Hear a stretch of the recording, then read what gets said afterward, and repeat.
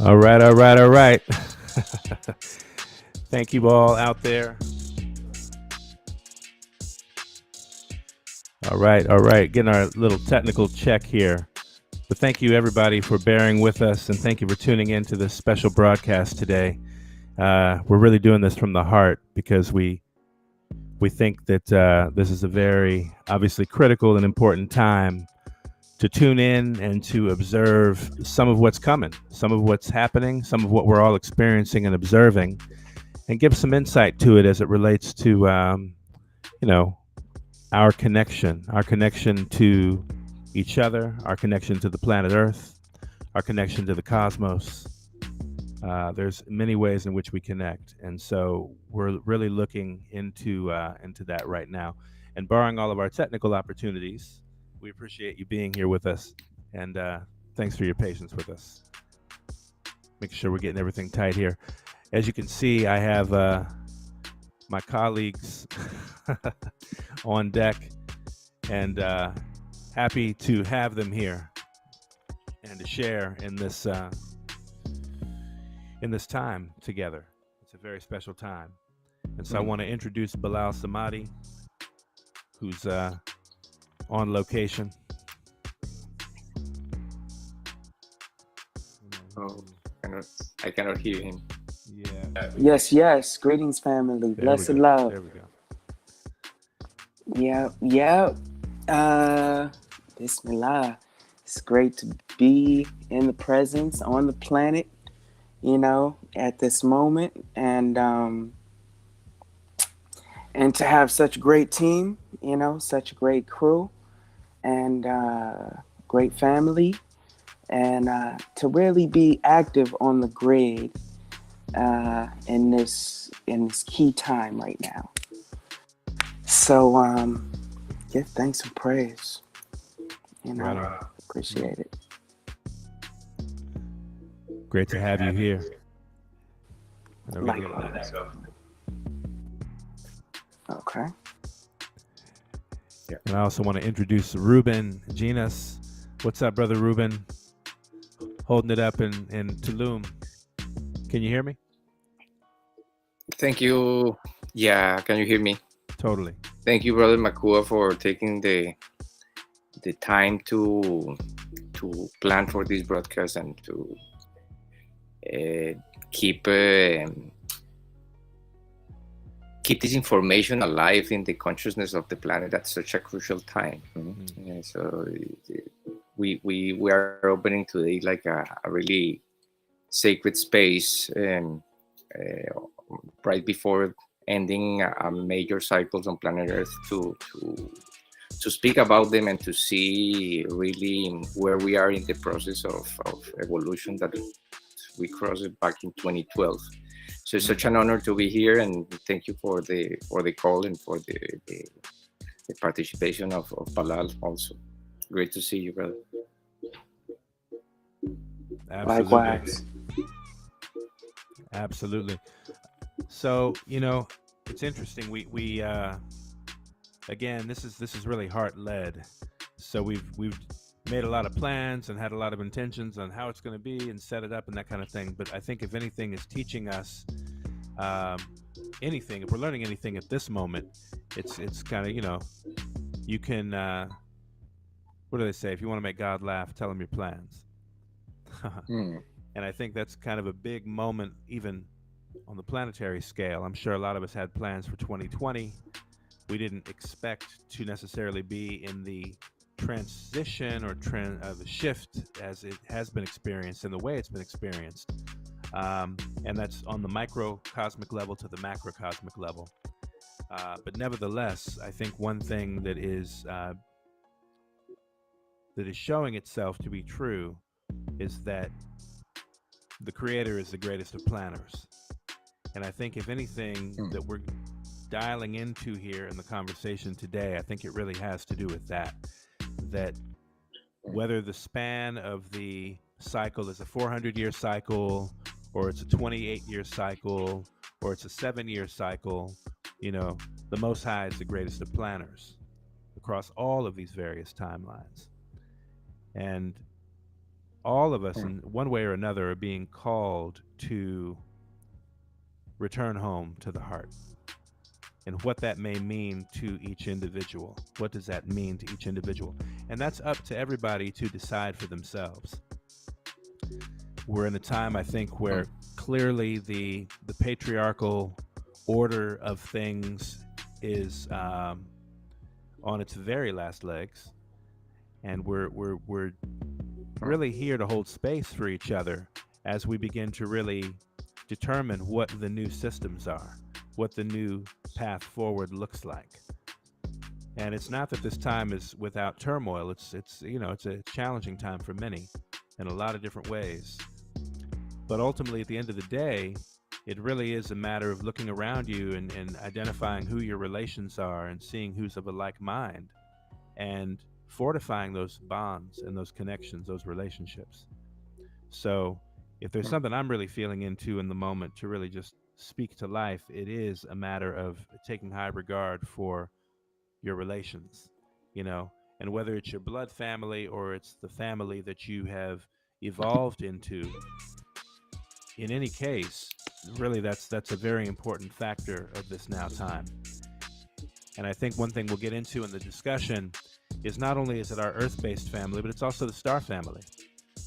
And I know that's a kind of a conversation that in the zeitgeist, that's a very new conversation for many. The idea of our relations being not just of this earth, but beyond this earth. And so, yeah, I think this is a special time, and I'd love to invite either one of you to kind of give some remarks about that, or just whatever's on your heart to say as we kind of set the stage for this conversation.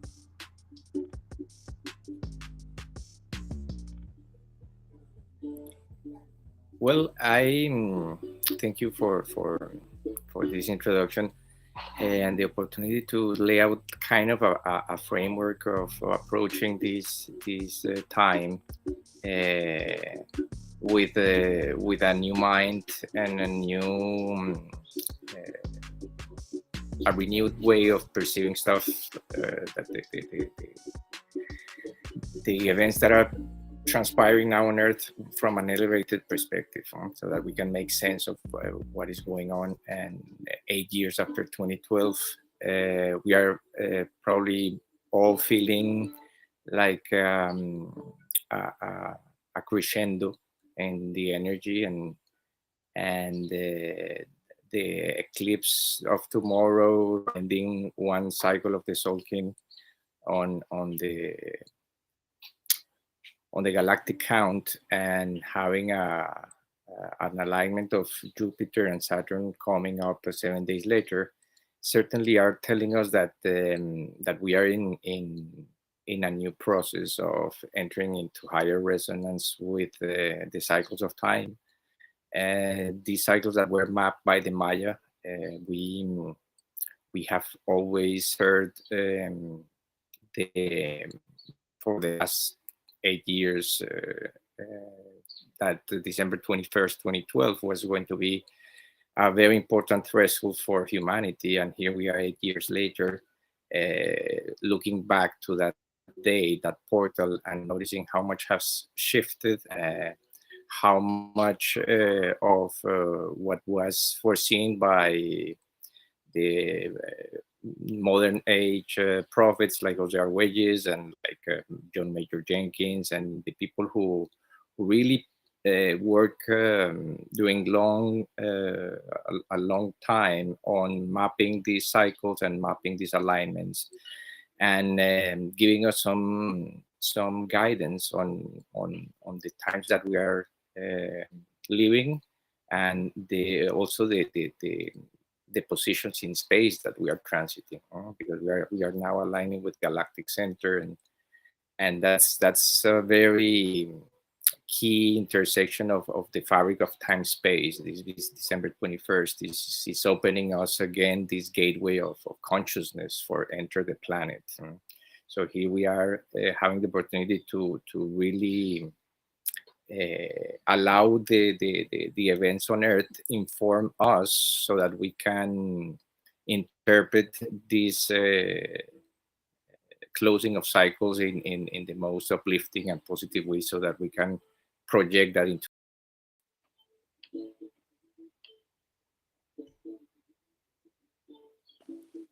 Yes, yes. I love that. Yeah, for me, I would just say realizing and coming to the awareness of the part that we have to play in something so grand, something so huge, you know, and really just stepping into that part and and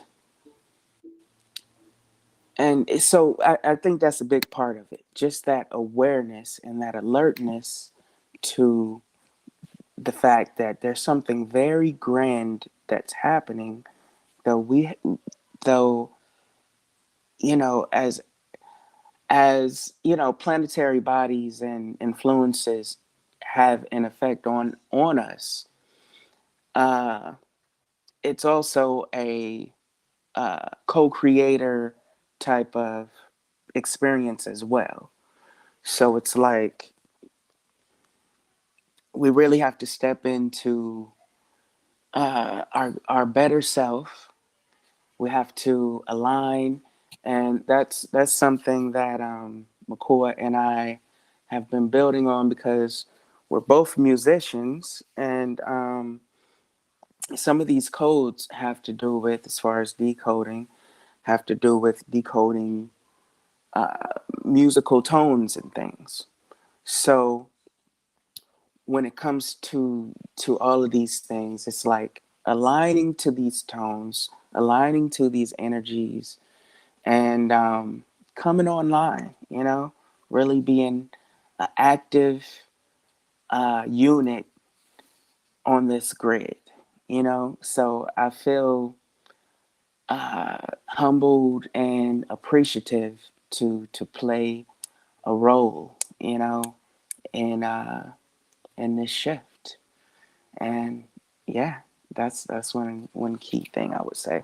And I would also have to, you know, give big honor to my teachers. You know, a lot of my key teachers being Baba Nasi, um, Baba Vita, and Dr. Kwaku Anthony Ando. And today, we're kind of shining a light on Dr. Ando, and also, you know, celebrating him as well, and through sharing and bringing forth a piece of his life works, you know, um, and it's a really interactive thing. It has to do with me and you, and now it's very current. So you know, that's how I would tie that in, pretty much. You know. Right on. So it's important definitely to give homage to those who have blessed us on the path, and who continue to shine light on us in these times and all times. As we explore this subject today, I really wanted to also draw some greater attention, some greater in-depth uh, perspective, if you will, Ruben, on the tracking of the cycles that you do. I think it's important for people to really understand the work you do while we have you with us here, because you are, in my estimation, you are a master time tracker. Okay. Now, what does that mean? I think it's important for people to understand the work you do is a very, I think we talked about it the other day in a way, it's a very lonesome work, because your work really, it requires you to timelines constantly and observe not only how these timelines are moving, but the synchronicities that are emerging through the mathematical patterns, the geometric patterns. And when we come into a scenario like what we're entering right now, this very prophetic moment, I mean, some are calling December 21st coming up the full entrance into the Age of Aquarius. There's that consideration. But I would love to get your perspective as one who has been very deliberate, particularly with the platform right here, the Harmonic Convergence 2020 platform that you created 7 years ago at this point, like for this purpose. In many ways, it's almost like it was to bring us all in consciousness to the moment where we can even have this broadcast. So, and we've done some things together the past years as well that I know have been a part of that loom, of that weaving of this story, this narrative, right? This galactic narrative, even. So, I'd love to hear you share a little bit more about that and some of the things that you were highlighting in your most recent posts that I want to invite people to check out here on Harmonic Convergence 2020. It's a pinned post to the top that you're going to want to read because it'll give you a real perspective into RuBen's work. But please go ahead and share with us. Thank you so much, brother, for your kind words and for being part of the Harmonic Convergence 2020. All the projects and all the intentions that you have been bringing to the table, being planet restoration, kind of the last the conclusion of many years of work into integrating this knowledge of the cycles of time with the multiple aspects that are surrounding the process of the planet restoration that we are undergoing right now. So you're right, the Harmonic Convergence page was born inadvertently as a vehicle to track these cycles, these larger cycles, and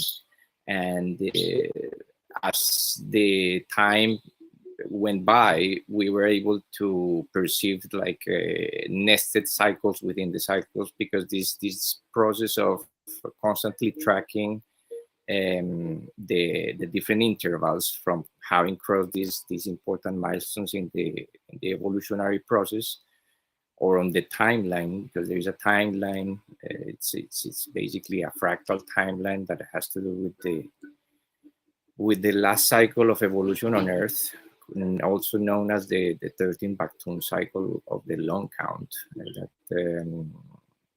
we were speaking at the beginning of the broadcast, and that Jose Arguelles helped to devise as the most important threshold for the evolution of the planet.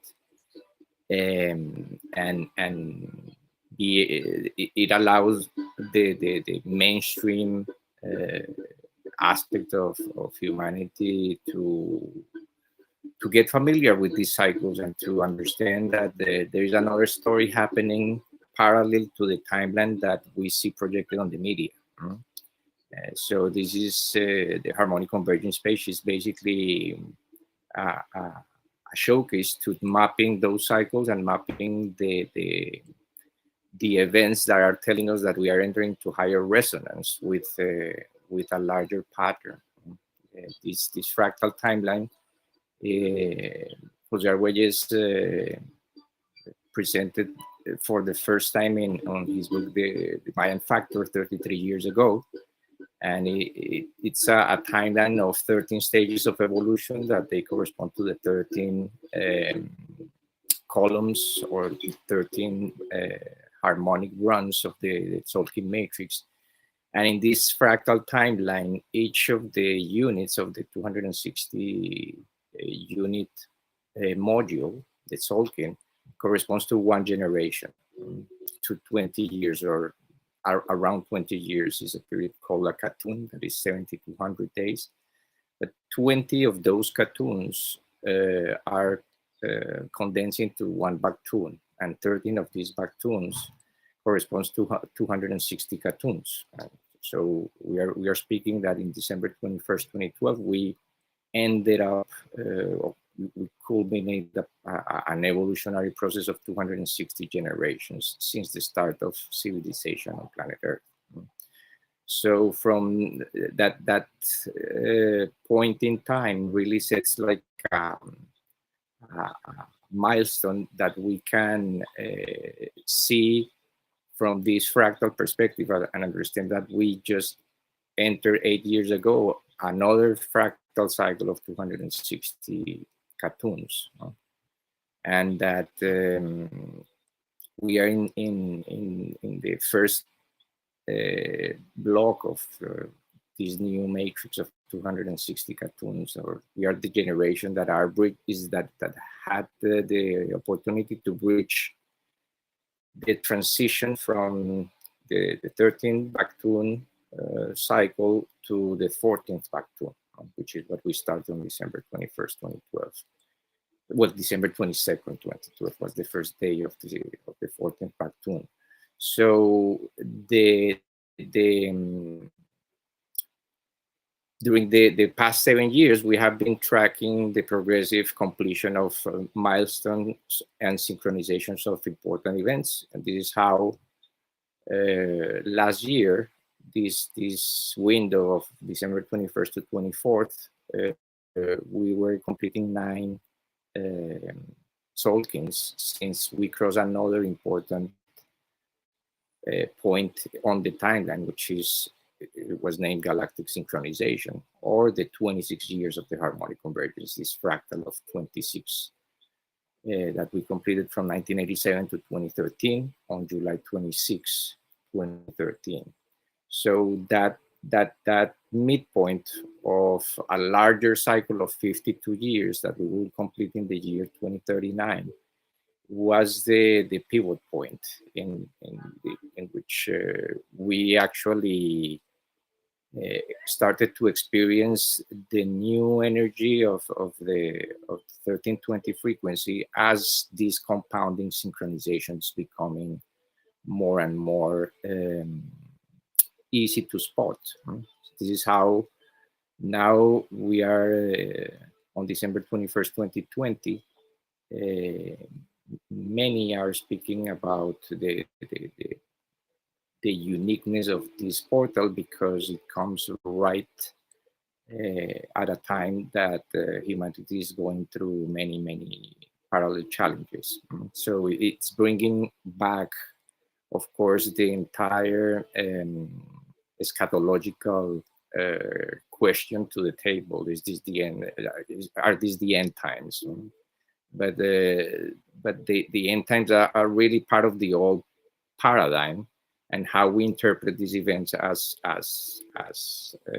catastrophic in nature when they are transformative in nature. From the perspective of fractality and of cycles of time, we are, like you mentioned before, this conjunction is taking place on the first degree of Aquarius. So many people from the New Age are also seeing that alignment as very meaningful because of how we have been educated to perceive the cycles through the Western astrology mind.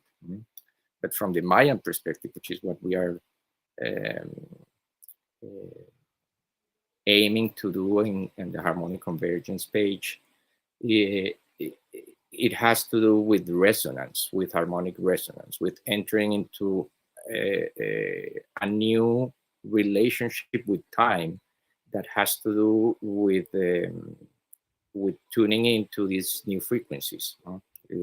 Jose Arguelles baptized this new frequency as the new galactic being, and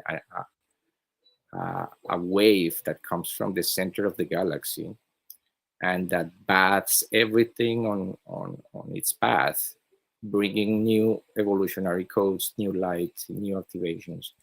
And this is exactly what we are probably feeling now with the intensity of the events that are transpiring on Earth. We can see also these major synchronizations taking place. This last eclipse of 2020 that we started 2 weeks ago also coincided with the entrance of the sun into this area of the sky that is ruled by the 13th constellation, name of Fucus, the serpent holder, like the healer.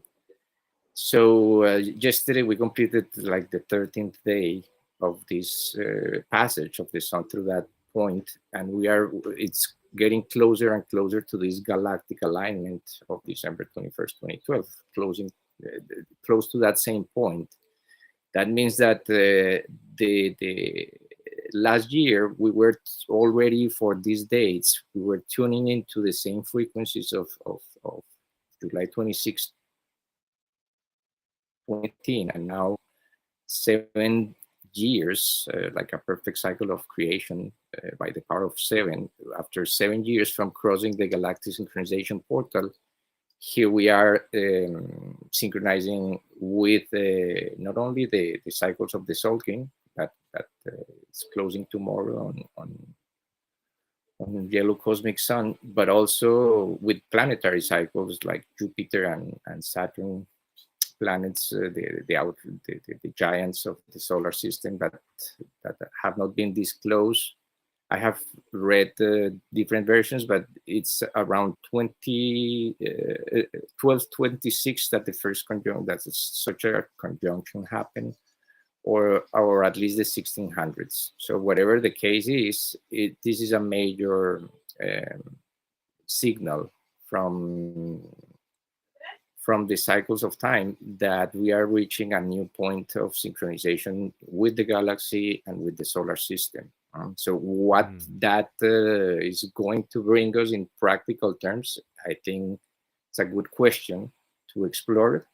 And but it has to do with what Jose Arguelles already presented, which is the interpenetration of the third dimension with the fourth dimension. He always spoke about 2012 as this point at which the third dimension of space and the fourth dimension of time were going to merge, and we will be experiencing a more a reality landscape that resembles more a dream, a collective dream, than the third dimension that we are used to, with such set in stone rules. Now reality is becoming much more malleable, and we are feeling that this is becoming a collective dream. And what are we going to make of this collective dream? That's the question to make ourselves now that we are going through this closing of cycles, and that it's an opportunity for going inwards again and doing our own process of letting go of those aspects that are already worn out for the species to move forward to another story, one more elevated, one more a more uplifting story than the one that we are presented right now. So that's the beauty of these codes, is that they are here to remind us that there is like a sacred order, sacred cycles coming to completion, and that the more we make those aware and conscious, and we set up our intentions to really let go of the things that we don't need and focus on the things that we want to manifest, it is an opportunity for spirit to come in and fill the void. This, whatever we need to let go right now as a species that it has been holding us, we can really receive like a new energy input that will bring the solutions that we sorely need now. Absolutely. Absolutely. Thank you. Well, thank you. I mean, and thank you for your work, because again, I think you're one of the rare folks out here that's really keeping this the tracking of these cycles. And as you said, part of the work of the time is to continue to keep the awareness of this in the zeitgeist, in people's consciousness or subconsciousness or superconsciousness. But because of the fact that you're doing it, and because of the fact we're all related, we're also benefiting from your work. So thank you very much. And again, I want to invite people who are new to this, who've come through today's broadcast, through whatever way you got here, to definitely check out RuBen's work on Harmonic Convergence 2020, because it's extremely important, and it's also it's very in depth. It's for us to talk about the depth of it right now, I think kind of misses the point, but it's absolutely Mm, worthwhile for somebody to take the time and actually pour over the details and the facts and the synchronicities that you're pointing out. It's mind blowing. It's very mm, important work, and I feel wholeheartedly what you're saying in terms of the space we're moving into is allowing an expansion, in a sense that spirit can come in and do what spirit is meaning to do right mm, now. I find this is a very interesting narrative, because whether people are talking about mm, it from a galactic perspective or people are talking about it from a wellness perspective of what COVID has caused in terms of people being more still mm, or being made to sit down or become more aware of perhaps the opportunity that presents for them to be more greatly focused on their well-being. There's a myriad of ways that are being catalyzed right now because of the circumstances. And I think it's also important to note, and we'll get into some of this a little on in the show when we get into Absolutely. some of Dr. Ando's, in his own voice, from a presentation given over 20 years ago, at what we thought then was going to be this, um, and it is in many ways, but that period from 1999 to 2000 was also one of those markers where it was a little bit unknown what's going to happen, and this is a time when we're going to bring some of this footage from that time and that particular perspective. But what's interesting is the things he's speaking to are very similar to what we're talking about right now. There are obviously structures that are very controlling and have been very dominant for centuries that are not easily going to just simply let go. Uh, Structurally, it's so enmeshed into the fabric of society and societies around the world in many ways. So we know that that's that what we can see out here, in some ways, is the contrast and the conflict, um, playing out socially. What we also have to be very careful of, though, is not to become distracted, because I think one of the ploys often used by those who would dominate or seek to have control over society generally is to keep people completely distracted in uh, things that are not life affirming or not beneficial for the evolution and growth potential of a spirit soul in a body. So one of the things that I'm feeling more and more at this time, and I'm seeing more and more people actually move into, is to take greater responsibility for releasing the old stuff, whether it's toxic relationship, toxic thoughts, across the board, anything that's caused toxicity, we're necessarily having to release. Um, and so the situation is also facilitating that right now, because I do sense that we, have been preparing for this time for quite a while, maybe as far back as 20, 25 years ago for some of us, consciously, like knowing that this time that we're experiencing now is going to become more and more prevalent for people, and people are going to wake up in greater and greater numbers. And fortunately, here we are, because I can say, over the course of this Gregorian 2020, none of us have known exactly how things are unfolding or playing out, but at the same time, many of us are taking advantage of the opportunity to raise our vibration. And I think that's very important across the board as well, whether that's deliberately through cleansing or through reconciling relationships, mending, things that may be broken, identifying gifts and talents that you maybe before didn't have the chance to give yourself to explore, a myriad of things. And people are approaching this time in obviously a myriad of ways as well. I mean, this is a time where everybody's encouraged to tap into their creativity. What will you create? And that's another thing I think that the work you're doing shows us, as you've said, is it shows us that right now we have a choice consciously when we are able to draw these connections and recognize patterns, especially. that some patterns are unhealthy. Some patterns that we've been repeating and cycling through here as a planetary species have been extremely unhealthy and very detrimental. And so, what would we do now that we profess to be aware, that we are conscious, that we realize on some level that we are co-creators with the Most High?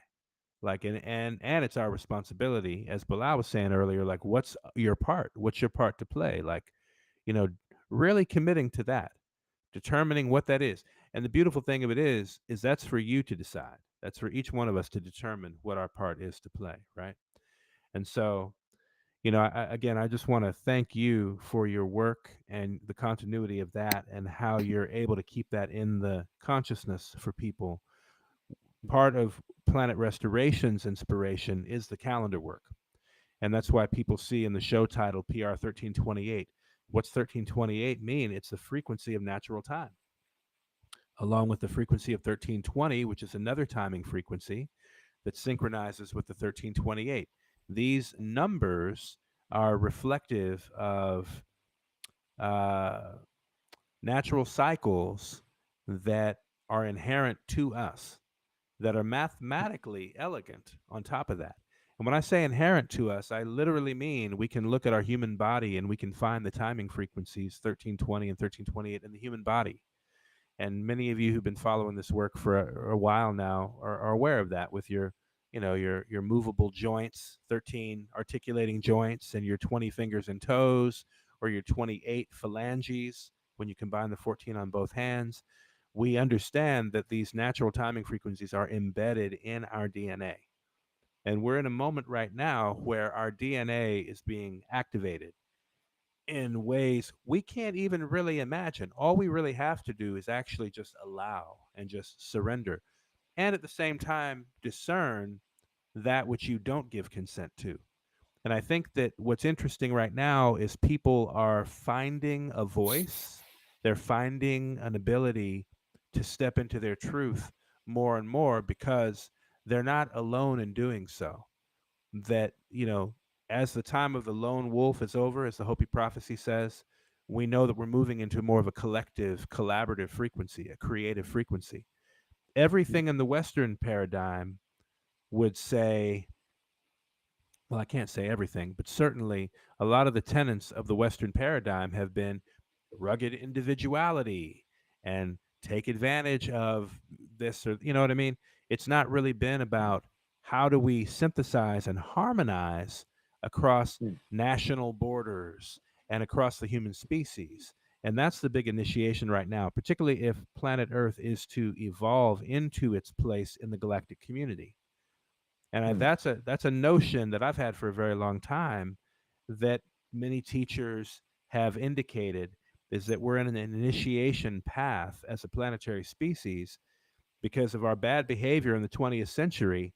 We, in many ways, caused a lot of problems that have rippled out, and there's been a greater interactivity between ETs and the Earth. And even this recent article about the Israeli defense, the security personnel at a very high level in the government, for example, discussing, as now he's kind of in his the waning time of his own life. He's like, this is something he's choosing to say in terms of the agreements that he's professing that the United States, for example, has had with the Galactic Federation.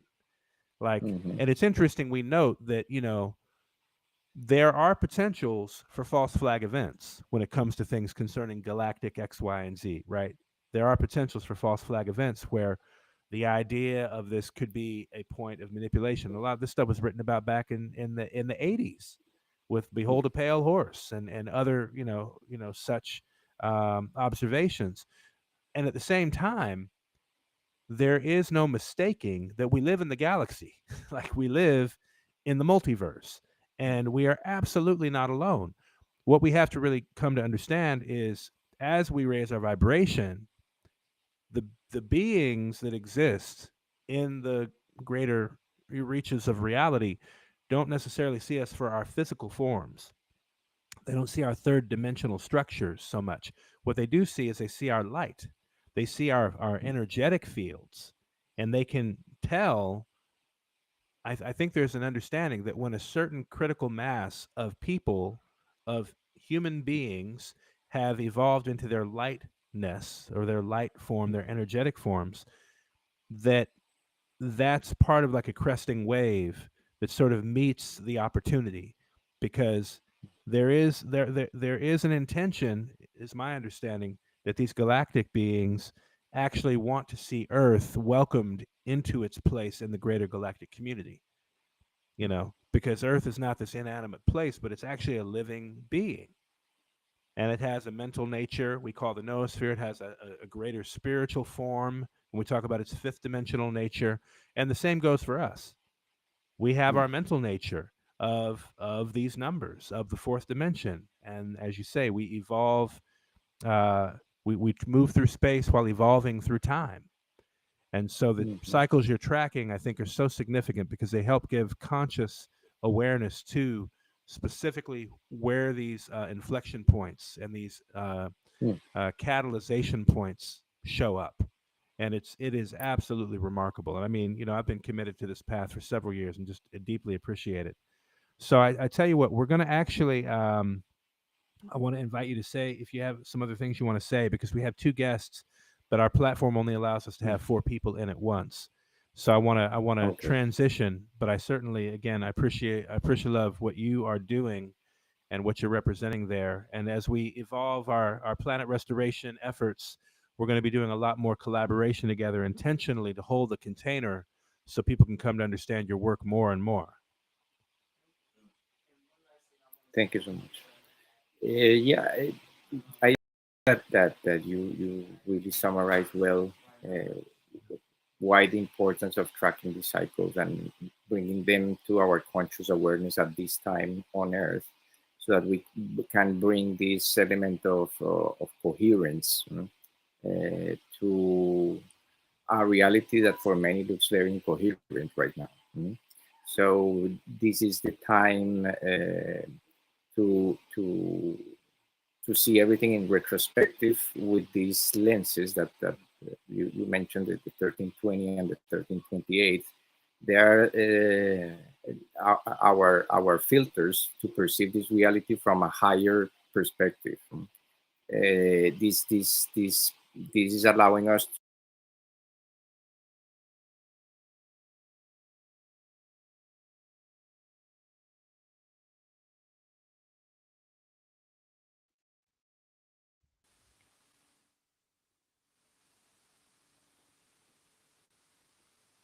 Looks like our connection there with RuBen may be frozen. So, with that said, uh, we're going to keep moving forward in the broadcast, if that's all right. I want to welcome Bilal back into the conversation, and just ask if you, yeah, have any. Yeah, I just wanted to say, with his work and your work, Mikuak, with the time science and the OMEC, science and all of that, it's like the universe communicates in numbers. And, as we're tapping into these numbers, we're actually dealing with codes, galactic codes. So it's a real another level of things. So just wanted to mention that, that, you know, anywhere in the universe, there can be communication by the means of numbers, you know, and that's what this time science pertains to. So, yeah, it's powerful. Absolutely. And welcoming your brother Tajh into the conversation.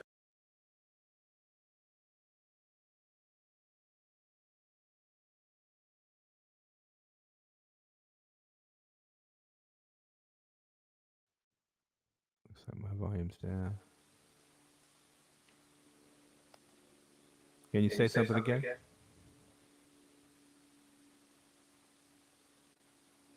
No, we're not getting you coming through.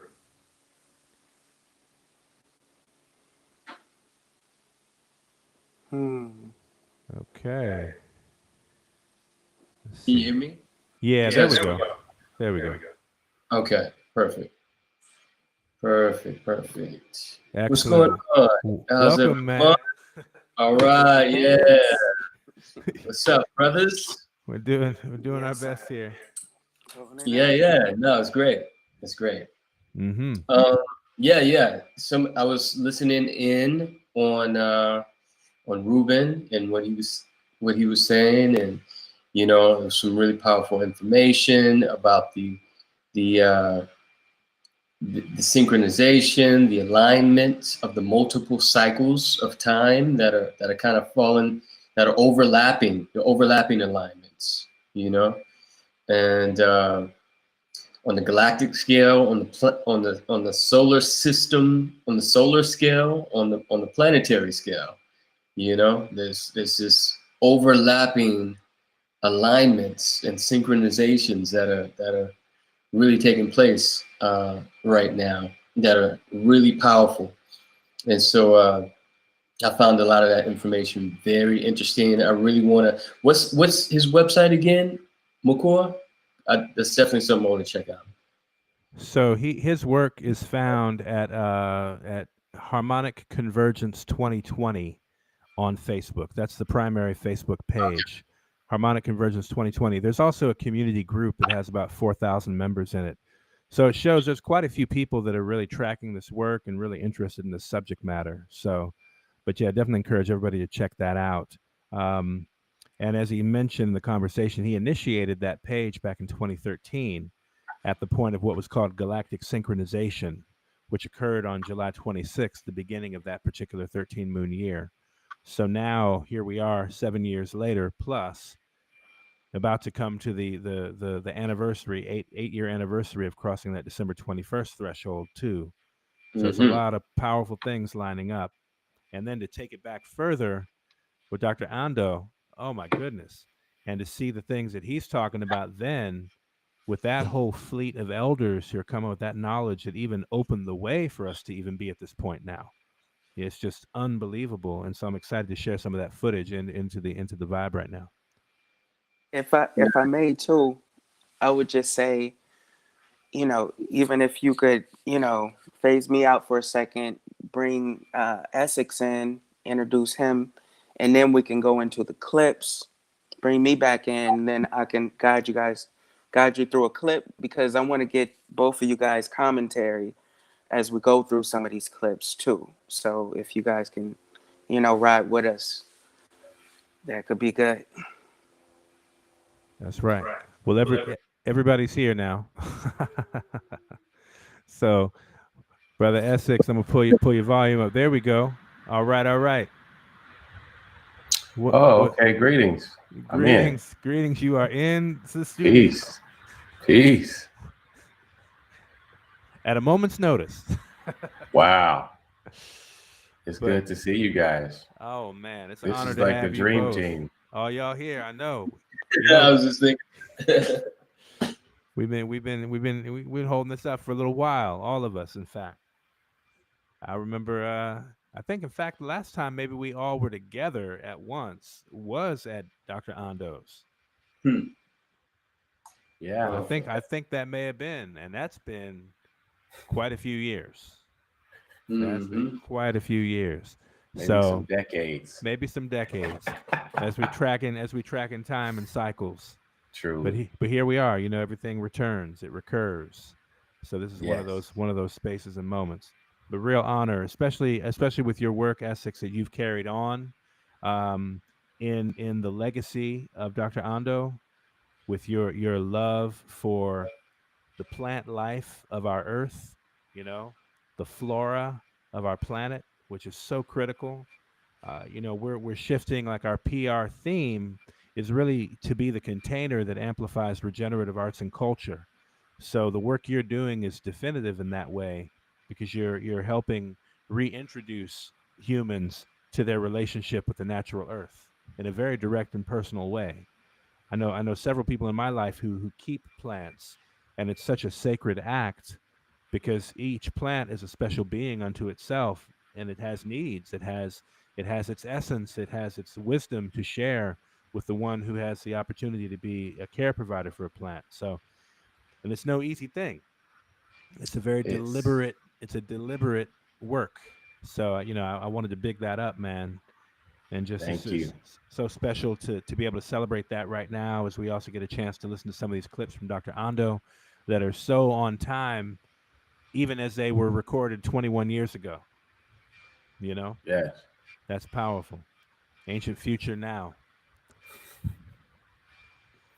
You know, you mentioned earlier in the earlier conversation about how this time has brought about a reflective period where you can sort of tap into those latent skills um, and flourish, and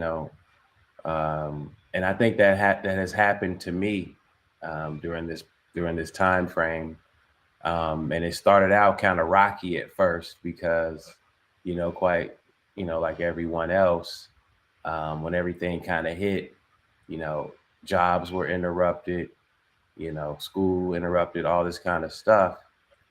But and it kind of, to be honest with you, it put me in a position where my back was kind of against the wall in terms of, you know, I was kind of fed up with sort of being able to be sort of pushed around in the economy of, sort of work. And what started out as, my rebellion with the website, uh, that was totally unrelated to the plants.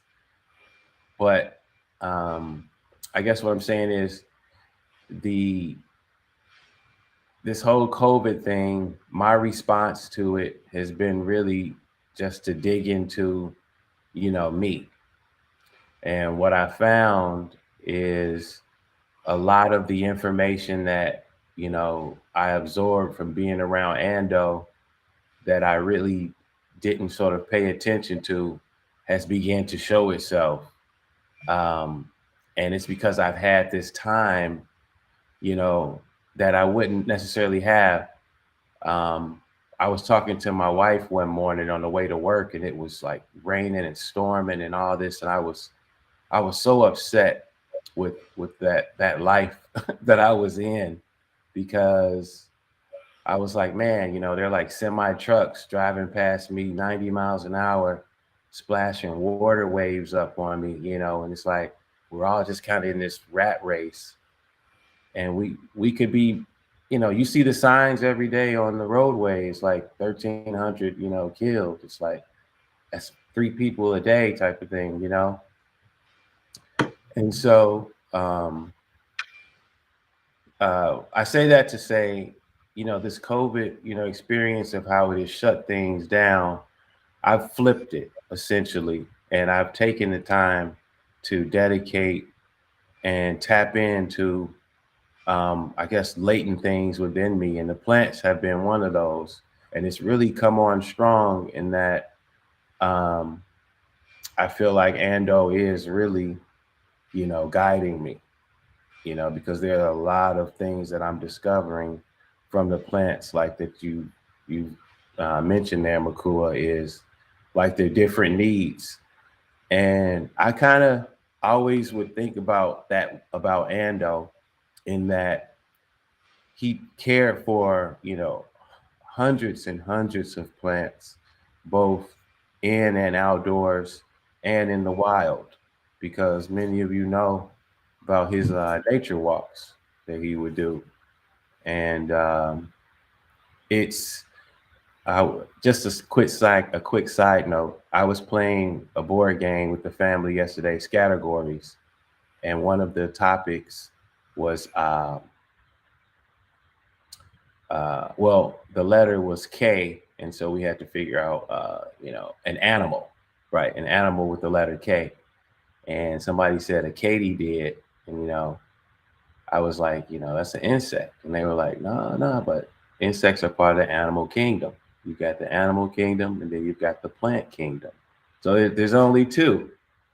It's that animal and plant, right? And of course, there's the different variations that break down the classifications.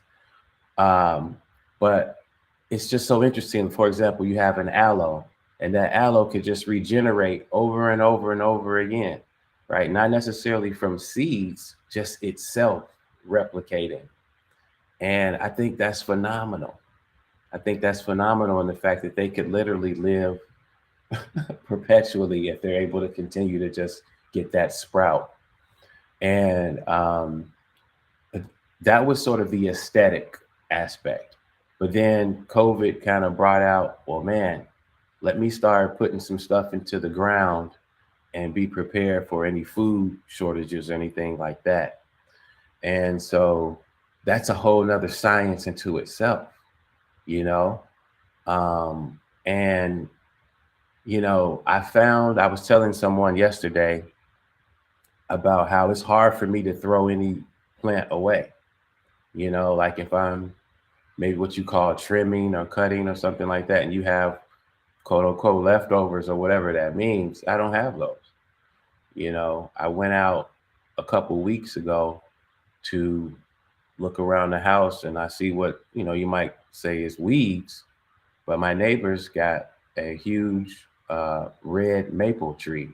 And so I guess over the past few years, some of those seeds have blown over and I never noticed. And so now they've grown to be trees about yay or so big.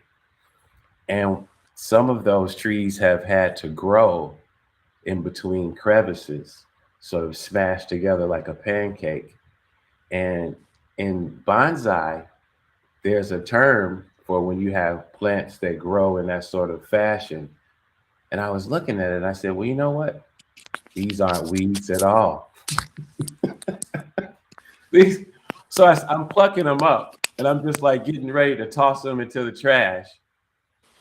And I'm like, no, these are bonsai. And so now I've got about 16 or so that I've strung together.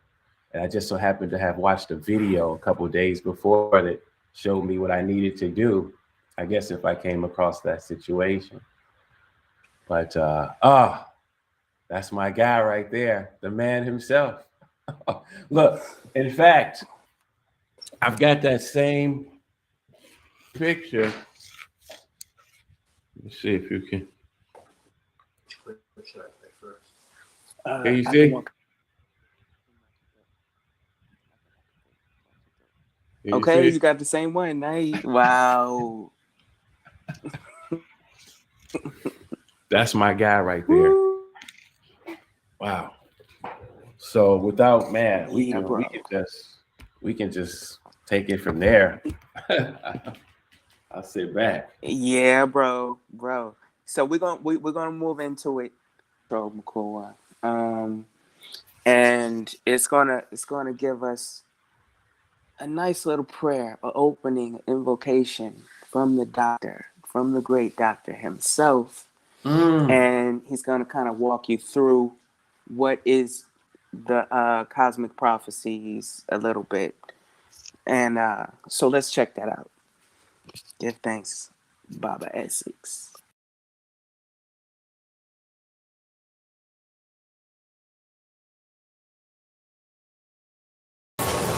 I thank the God of Africa. I thank the God of the universe. I thank the God of this great city. All those spirits, those that we can see with our naked eyes, and those that we cannot see. I thank the indigenous people, the Oribi elders, the Anasazis. I pray that you come here tonight and you blessed all the people who have gathered here. We are the children of Hama. We are the ones that you made the promise to, that no matter what happened, you protect us and you will guide us so that no harm would come to us. This afternoon, on behalf of all the people of this great city, at this great place, I ask that you come into our hearts and you bless all of us. You blessed all our loved ones, those who are here, those who are not with us here. We pray that you will nourish each and every one of them. Today, I dedicate it to my mother, Ama Prabha. Spirits, come and have a drink. Ama, get your drink. The Abosom, the gods, this is all for you. Guguando is giving you a drink. Let anything that I say be only the truth. Be my very word. Let me only speak the truth to my people. And whatever I say, let it reach them. Let it impregnate their hearts. It is not just words. And as I speak, heal them. Since we use vibration to heal, let my very word be the healing medium. So it is. I received a call from Hawaii. Someone was on the line. The guy was laughing because he had reached me. He asked if I am truly Anthony Kwekuando. I said, of course I am. The guy says, well, all praises to the ancestors. I said, what do you mean? He says, well, you know something? They were in a prayer meeting. Someone was possessed in Hawaii. He mentioned that someone, ancestors, want to use to reach out to many people. That individual was in San Francisco. That individual is just a medium. You see, there is a message for all of you. But that message must come through someone whose work every day is with Mother Nature, his hand in the soil. That individual is the least among all the people, and he must take that message to all the people. People will laugh at him, but still he must take that message. So I said, well, I am a scientist. He said, yes, we know that, but the ancestors say they want to work with you. The ancestors want to reach you. So they are coming to see me in San Francisco. These people, I thought they couldn't, they were just talking. No, California and Hawaii. The people came from San Francisco. They came to San Francisco. I was in my office one day, they walked into my office, a taxi stopped in front of my office. They have their luggages. And they said that they were in meditation. And he says that a time is coming when the rainforest man, the African, will have the key. You see? This is telling you that at the end time, all this Y2K and all the rest of it, don't you worry. Just prepare yourself and have faith in you yourself and the ancestors. This is our golden opportunity. I am showing you. You are going to hold the key. And that furthermore, this is all happening again in the backdrop of a remote viewing. Can you see this remote here? We are going to see a lot of it. Also, I might add my assistant, my wife. You see 104 here? Yes. Okay. This 104 is interesting because on a star map, which I will be taking you through this 104 points directly to star system series. But that is not all. As I proceed on this is going to make a lot of sense to you. By the way, you see this red heart here? This is the sign of our ancestors. This is the insignia of the Martians. Your ancestors, my ancestors. When the ship comes, it will have this red heart embossed on it. It is a sign of our ancestors, insignia. Now you see 104, 189, and the West is going to play a crucial role. I have told you that this 104, of course, directly relates to star system series, our home. You see, all African people, we originated from star system series. This knowledge has been kept by our relatives in North Africa, in North Ghana, in Dogon country. These are your relatives who were given the knowledge and the custody of our origins. And they've kept this. And as I go on, I'll tell you more about it. You see, 189, what does it mean to us? Well, on our way to this planet here, this Earth, we stopped on many, many places, including where Mars and Arcturus. There are still African people, black people, indigenous people in these systems, these star systems. So these are not just numbers. They are here to remind you that the time of alignment had come, and that very soon you are going to see the finger of the God. This is telling you. Now, who is giving you all this message? Our brother Pata. Pata is giving us all this message. You see? P-T-A-H. Now, this is San Francisco.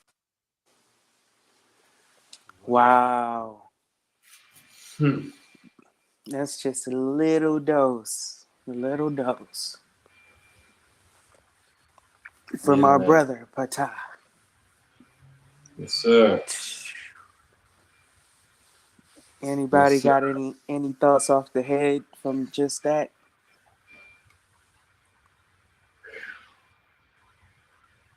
I mean, to me, I think it's profound how he's expressing the relationship that we have with Sirius. Because across all these systems, all these cosmologies, that seems to continue to recur, particularly for Black people. There's a correlation there. And that's, you know, when we look at the numbers, as you said, the numbers, they're relevant. They don't even matter as much, though, as what is behind those numbers. Like, who are the ones, essentially? And I think it's interesting. I think it's difficult for Western civilization to reconcile with that right now, as they see such large numbers of African descendants vibrating higher and excelling in ways that would appear to be a completely different world from others who are experiencing life on the same planet right now. So the vibrational difference is profound, you know. So that stands out for me. And also when he said these changes are coming in a very short time. Now, he may have been referring at that moment to Y2K, but at the same time, it's like Y2 now. Like, here we are at another turn of that spiral 20 years later, a generation later, and we're actually beginning to fully realize what's coming into full view. So, for example, this conjunction that we're about to experience December 21st happens like every 19.8 years. So there was a conjunction of the same magnitude happening then. However, this one is even greater because it's the closest that those two planetary bodies have been since 1623. And it's the closest observable conjunction of these two bodies in 800 years from the Earth perspective. So that may even indicate that the one that he was talking about then was but a precursor or the preparatory steps for the one we're about to enter into as a species, as a planetary whole, in just a few days. So that's what comes to mind for me. Yeah, also what kind of stood out for me as well was when he spoke about the rainforest man, okay, and the key, okay, and to me that speaks to the natural mind, the way of nature, okay, all right, like really embracing the your natural self, your natural mind, okay, natural laws, okay, natural time, okay.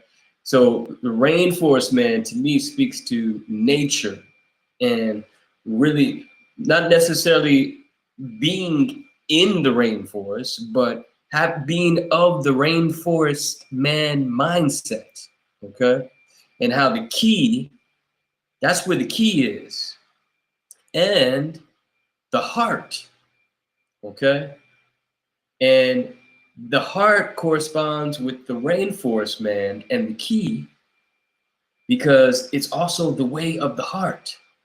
It's the way of intuitive knowledge, intuitive feeling, and tuning in, you know what I'm saying, to this knowledge via unconditional love, via really tuning into the intuitive wisdom that's within the heart and allowing that to guide you, you know what I'm saying, in this time.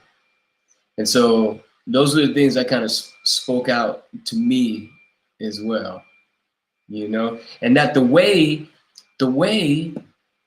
is not available in books. It's not available in, you know what I'm saying, in traditional ways of, it's like you're not gonna find something like something written out for you, like do this, do this, do this, do this. No, the way of this awakening, the way of this coming into alignment with this path is through the heart. It's revealed through the heart. You know what I'm saying? It's like going off road. You know what I'm saying? Like you got to have a 4-wheel drive in order to, you know what I'm saying, to get to certain destinations. You know, Right. like sometimes one of those Kanye Humvees he handing out. Exactly. So sometimes the path is not going to be just laid out for you. You have to be able to tap into it and go off road, stray from the beaten path. You know what I'm saying? In order to get to the, you know what I'm saying, to the destination. And that's what the way of the heart speaks about to me, because the way of the heart is not just love, it's also courage. You know what I'm saying? It's also courage and being able to deviate, you know what I'm saying, to stray from the beaten path, the traditional path, the path that, you know what I'm saying, has been given to us and that we've been seeded with, you know what I'm saying, that people are encouraged to take, that, you know what I'm saying, it is, you got to have courage one thing to go the path less taken. You know what I'm saying? Sometimes in order to get to the real destination. And that's the way of the heart. One thing I picked up from that clip was, it was one piece he spoke of. I don't know if it was Frozen or if it showed it, though. He was speaking of a lady sitting in a chair and something about her waiting to get DNA spliced or something like that. In that clip that was just played. Mm-hmm. And he said like it was projected on the wall, like you could see it there. And it just made me think of what's going on with this vaccine. You know, I don't want to put a judgment on, do it or don't. I'm just saying what he spoke of there reminded me of that same, you know, that now time type of prophecy, you know, ode to Mom Audrey, you know, that these prophecies are now time prophecies, you know. Though we got some more clips. Baba Essex, you wanna one question, Bilal. The chair and the person with the gene splice, was that on the same part of the wall as the rainforest man? Or no. He brought up a whole nother wall. I don't know if the screen froze or not. Though he brought up another wall. Okay. Okay. I just want to say I wish you guys had prepared me for the audio clip there. I kind of wasn't ready because, you know, I haven't heard his voice, Ando, in like so long, man.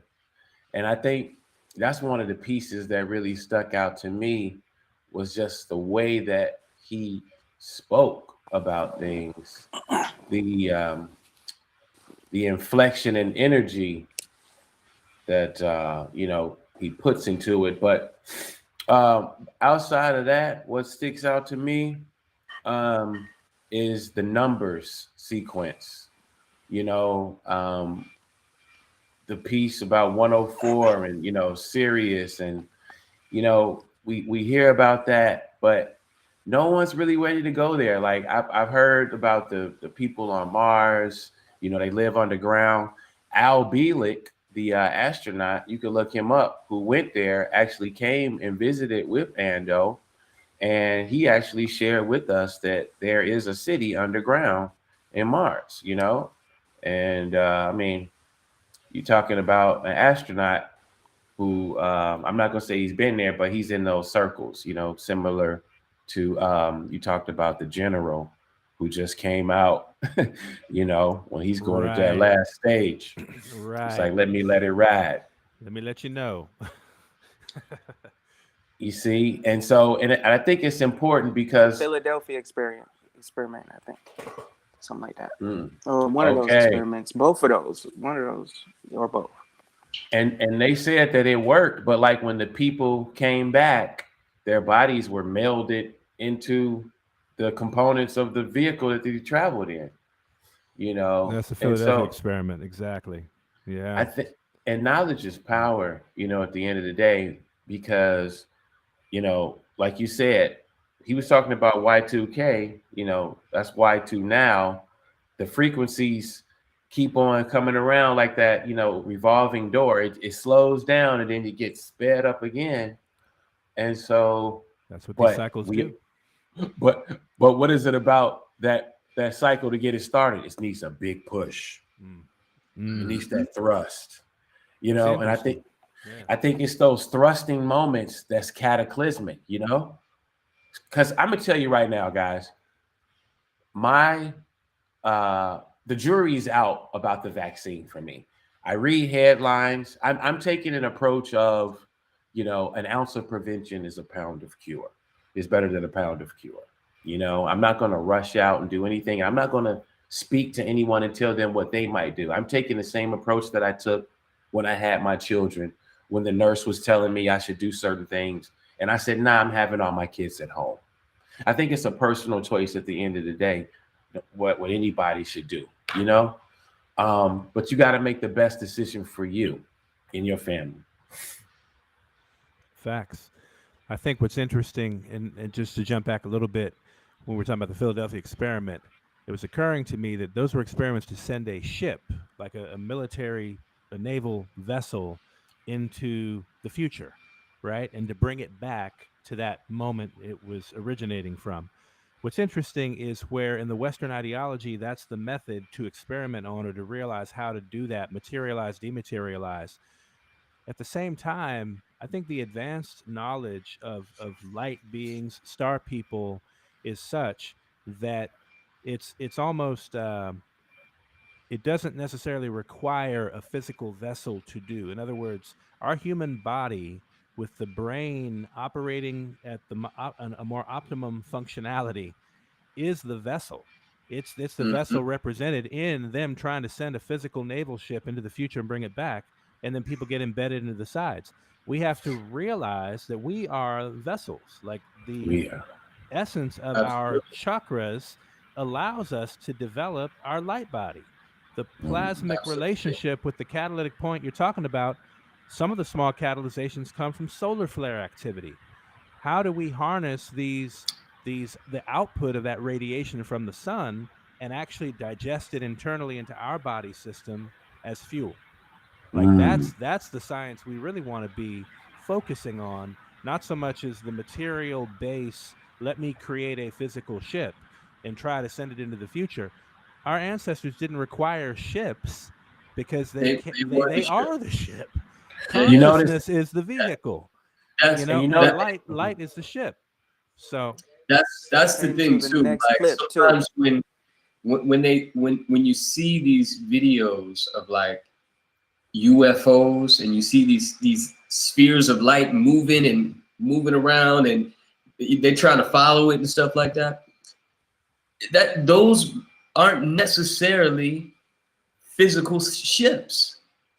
Those may be light bodies that are moving around like that. Okay, that's the Merkaba activation. Okay, to where you are the technology, you are the ship, you are the interdimensional. You know what I'm saying? Absolutely. And that's the thing that systemically they don't want people to know, because if you know that you are sufficient, then Right. you would do well to focus your energy on the God that dwells within you. Yes. See, as a See? part of the whole totality. We're so gifted beyond our comprehension. Hold on, Absolutely. I got to bring Bilal back in. I got to unmute you. Okay. Your mic is Okay, cool. feedback. Okay.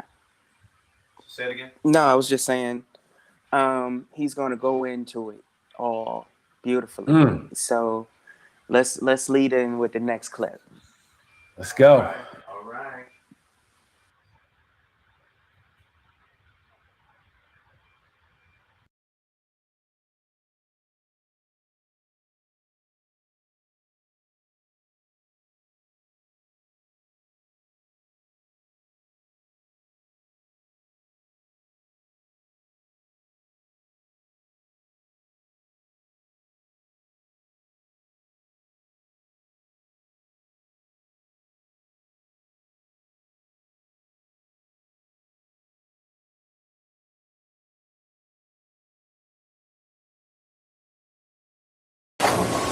Now, at this time, the world, of course, is in a slumber party.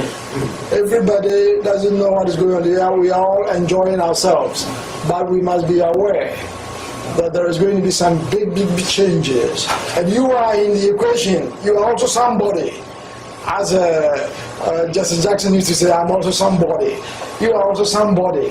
Because in God's scheme of things, without you, there is no hope. I can assure you, you are very, very, very important segment of this godliness that we talk about. Now you must seize the momentum. Now and I'm talking about spirituality, the inner strength. This is what is going to prevail. The new world that is coming. Women are going to, as I keep telling you, the prophecy says that women are going to be able to fly in the air. They will use their mind to light. They will use their mind to move objects. They will do things you never thought is possible. In short, they become miniature gods. And the men who held on to the faith, who believe in themselves, they will follow the woman and do even wonderful things. This is the new world that is coming. We are going to bury the old world. The old world that had not done anybody any good, that brought so much strife. But you see, I always tell you that we are chosen one. Those of us living at this time, especially those Africans who were carried from Africa and born in the new world. The prophet says that they will be the first to ascend. One of the spaceships, you see the broken ship, you see the gene splicing, the chromosomes. This is to tell you what is going on. This is all, you see, Exxon. All these are the Illuminatis. These snake people who are camouflaging that they want that they are good and whatnot. They are not. These are the aliens who are breathing with these people who are the devil himself. By the way, devil is in charge of the world. Devil is about to be arrested and put in a bottomless pit. But you go around saying, we are going to look for devil himself somewhere. But the devil is here. Devil is him. So you must know that this is what is going on. You see, instead of them feeding the hungry, they don't do that. So many signs here. UFO. We saw many UFOs on this. You see that? You see UFOs? You see all the money that they... it's all crushed. Now you see a holographic woman sitting down, expecting the chromosome to be inserted. But I told you the program crashed. By the way, they were successful only to the extent that it takes only one generation. When you breed like that genetically, if you use genetic insemination to even do some cloning and then insert the woman will give birth to a baby, but the baby will be sterile. which means that all the work is only just one generation, and that's that. So, and also, this doesn't go very well with the academia, the science of genetics. They found that it's a no-win situation. They've been spending all our money. What is all this? You see, all these were designed to show you what is going on. You see, there is going to be so many sound bites. You must be very careful when you turn on your television. These guys, you see, Humbaba, Zuen, Satan, devil, he speaks so sweetly. He speaks from all sides of his mouth. He can even charm you. Now, we must be very careful about these sound bites. It's going to be this quip, twist, and skew. This is what is going to happen. You see, these are there for you to know that we are going to go over these quip, twist, and skew. I assure you, this is what will be. So much so that even your own elected elders, your own elected officials, who have the same skin color as you are, they will be so confused. They will repeat the same words, the same word that have been told to them, and you should not listen. You should not. You should think for yourself. If you do not think for yourself, if you do not heed what we are talking about it here now, I'm telling you, what will happen to you is that you will actually lose your balance. Now, had I not seen this, I would have had difficulty taking this all over the world.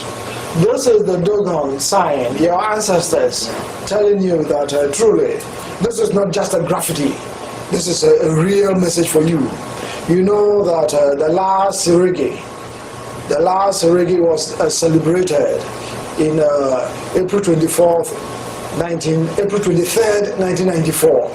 This is the alignment of Jupiter and Saturn, where Pluto as a stargate opened, and our celestial mother, Ama, showered all of you with blessings, preparing you. Now, this is the Dogon legend saying that Jupiter aligned with planet Saturn, and it occurred at the backdrop of Pluto. You see, this is the furthest away planet, as we can see. And when this Jupiter and Saturn aligned in heaven like that, the furthest away planet, the stargate, the Pluto, it opened, and our mother showered all of us with this galactic precipitation, as they say. And this took place in the, what we call here as a celestial granary. You see, this event, it takes place once every 60 years. And the last one is what took place 1994. We will never have any more in this world. It will never occur again. There won't be any 60-year celebration. The next one, all of us here will be celebrating it in our home, in our star system, in the heavens, with the Creator. So you must know that this is the last of this Serengeti dance. First of all, let me say that when we left Kemet, when we left, African people left ancient Egypt, which is Kemet, we divided our knowledge into three. We left our knowledge of our origins, where we came from, with our relatives in the Dogon country, north of Ghana, for them to hold and to celebrate this Serengeti anniversary, the Sigui ceremony. And then, of course, we left the religion, the concept of one God with many manifestations, Odudua, Orumula, Oludumare, Yemaya, the depiction, the principle, the higher principles. We left this in the Ifa theology. Then, of course, the calculation of the mathematics of the measurement of the pyramids. They left them in what? They left them in the Adinkra symbols, such as what? Such as Sankofa, such as all what you know, such as Melita, which we'll be seeing some. So the Dogon are now dancing this Serengeti dance to align the energy. You see, that's what they do.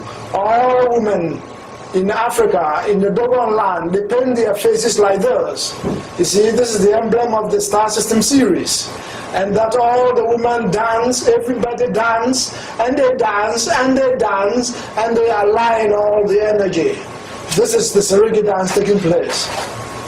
You see, the Dogon believe that our ancestors, when they were coming to give us all the knowledge, they came also in the form of what? In the form of a dolphin. You see this fish type looking here? You see this? You see this? This is an emblem of a fish, the Numu, who came to our ancestors with the knowledge. You see, these are like a fish. They are now part fish, part human, dancing to bring in that energy.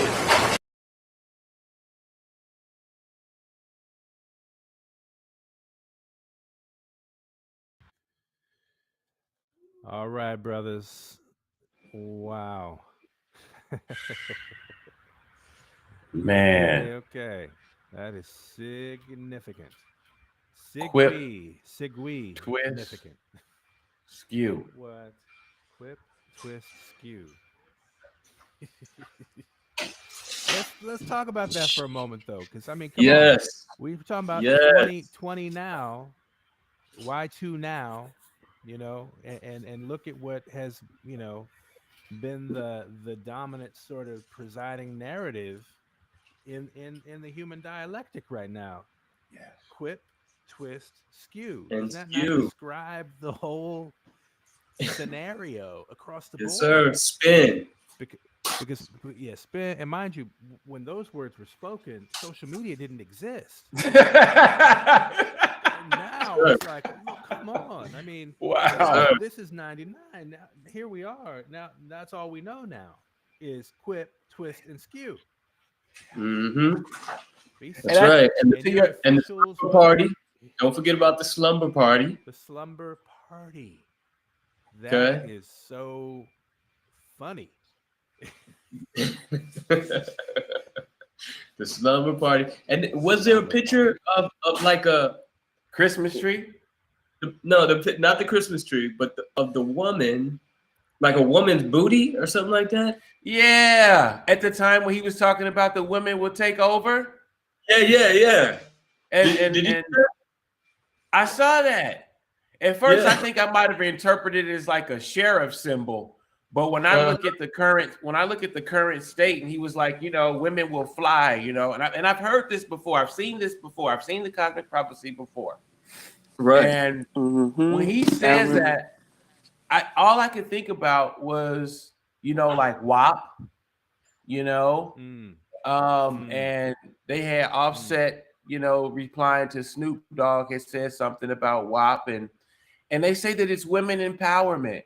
And I don't know that I agree with that. I think it's a hot song, you know. I mean, I think when you put a beat and you put some lyrics and, you know, you're gonna move around, your body's gonna do something to it. But I wouldn't call it women empowerment. But I will say this: in the world that we live in now, you shake a little tail, you magic and mirrors out there, and you're gonna lead people. I don't know where you're leading them, but you wagging that tail and you influencing. Quip, right. Twist, skew. Interesting stuff. I mean, that domain name is available, by the way. I just checked. You should grab it right now, bro. Seriously. All right, I'm gonna grab it right quick. That's a good social commentary. Right. But you know what? What I also observed in those shots was that when he showed the space shuttle, right? And that said Exxon sucks, and then it said it had all the other stuff on there, right? Check that out. You see what Bilal showing? The woman sticking her booty out. The red woman, you see that? Oh, wait, let me see the red ones. Scoot it over just a little bit, right? Oh, no. She so is. I ain't see that one. Me either. Me either. That's my first time really peeping that one. What in the world? Interesting. If I don't, if she ain't twerking, I don't know what that is, bruh.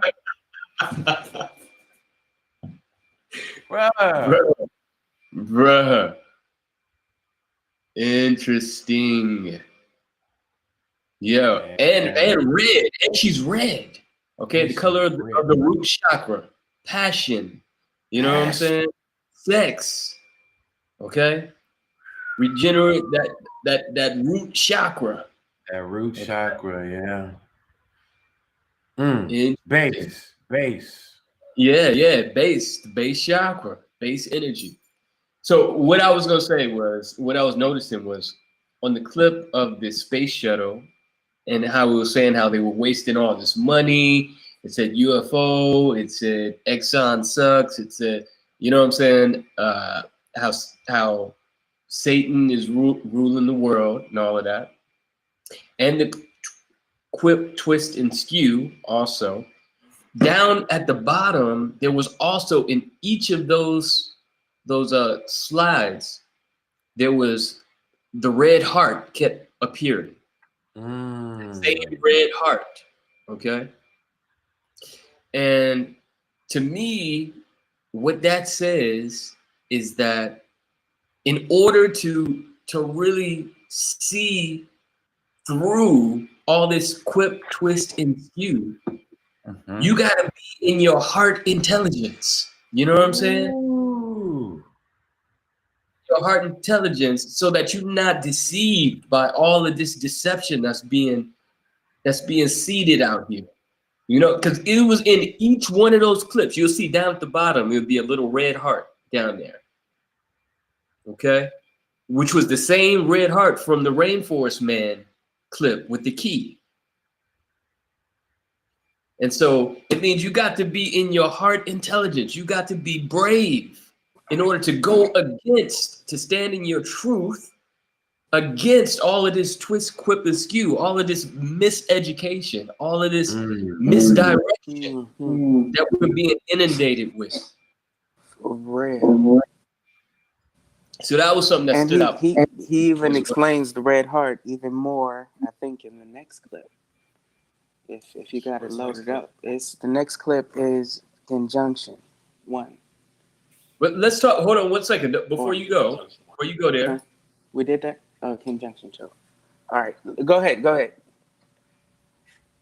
Where he's talking about the alignment, Saturn, Jupiter, and Pluto, okay? Which is exactly this alignment that's happening on December 21st. Yo. Okay? Alignment. And the access to celestial granary. Right. Okay? Right. Now let me tell you what came through the other day when I was jogging. Okay, I had a download that came through, and so I was out jogging, and I was like, okay, this alignment, like, how does this correspond to? How does this alignment correspond to us here on Earth? Okay, we have a celestial shift in alignment that's taking place. But how does it correspond to us? And how do we practically utilize this energy to be able to tap in, right? Because, you know, as the great, you know, Hermes Trismegistus says, as above, so below, right? And so it has to correspond on a practical level to us down here as well. You know, this shift, this alignment of this celestial energy. And so it started showing me that you got Saturn, okay? Saturn represents structure. It represents responsibility, righteous responsibility, structure, setting boundaries and limitations, tradition, okay? And it's like, and then you got Jupiter, right? And Jupiter represents abundance, expansion, prosperity, okay? Higher consciousness and elevation. That's Jupiter. Then you got Pluto, which represents power, transformation, resurrection, okay? So, like when you look at like the pyramids, okay? We're looking at sacred geometry here. At the base of the pyramid is the square, okay? At the base of the pyramid, which sets the boundaries, okay? To capture the energy at the base, right? So you're using the energies of Saturn to create structure, okay? So whether it be whatever your discipline is, your spiritual practice and your discipline is, okay? Whether it be fasting, whether it be, you know what I'm saying, exercise, yoga, chanting, you know what I'm saying, selfless service and bhakti, you know what I'm saying, on and on and on, right? Whatever is your spiritual discipline. You set the discipline, you deal with your discipline in order to set boundaries and limitations on your consumption habits, okay? On the, you know, to really regulate the overconsumption habits that kind of lead to, you know what I'm saying, what's the word? That leads to gluttony, imbalance, okay? So you deal with your disciplines in order, which is a contracting energy, because you're disciplined, you're cutting certain things out, and you're, you know what I'm saying, you're creating a structure, okay?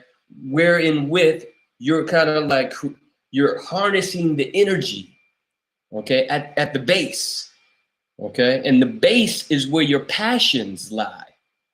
Is in your base. That's where the power, your raw power of nature is in the base. So you got to create boundaries around the base, like the pyramid, right? And that allows for you to harness the energy for elevation, the energy to be channeled upward, okay? And that's Jupiter, the expansion.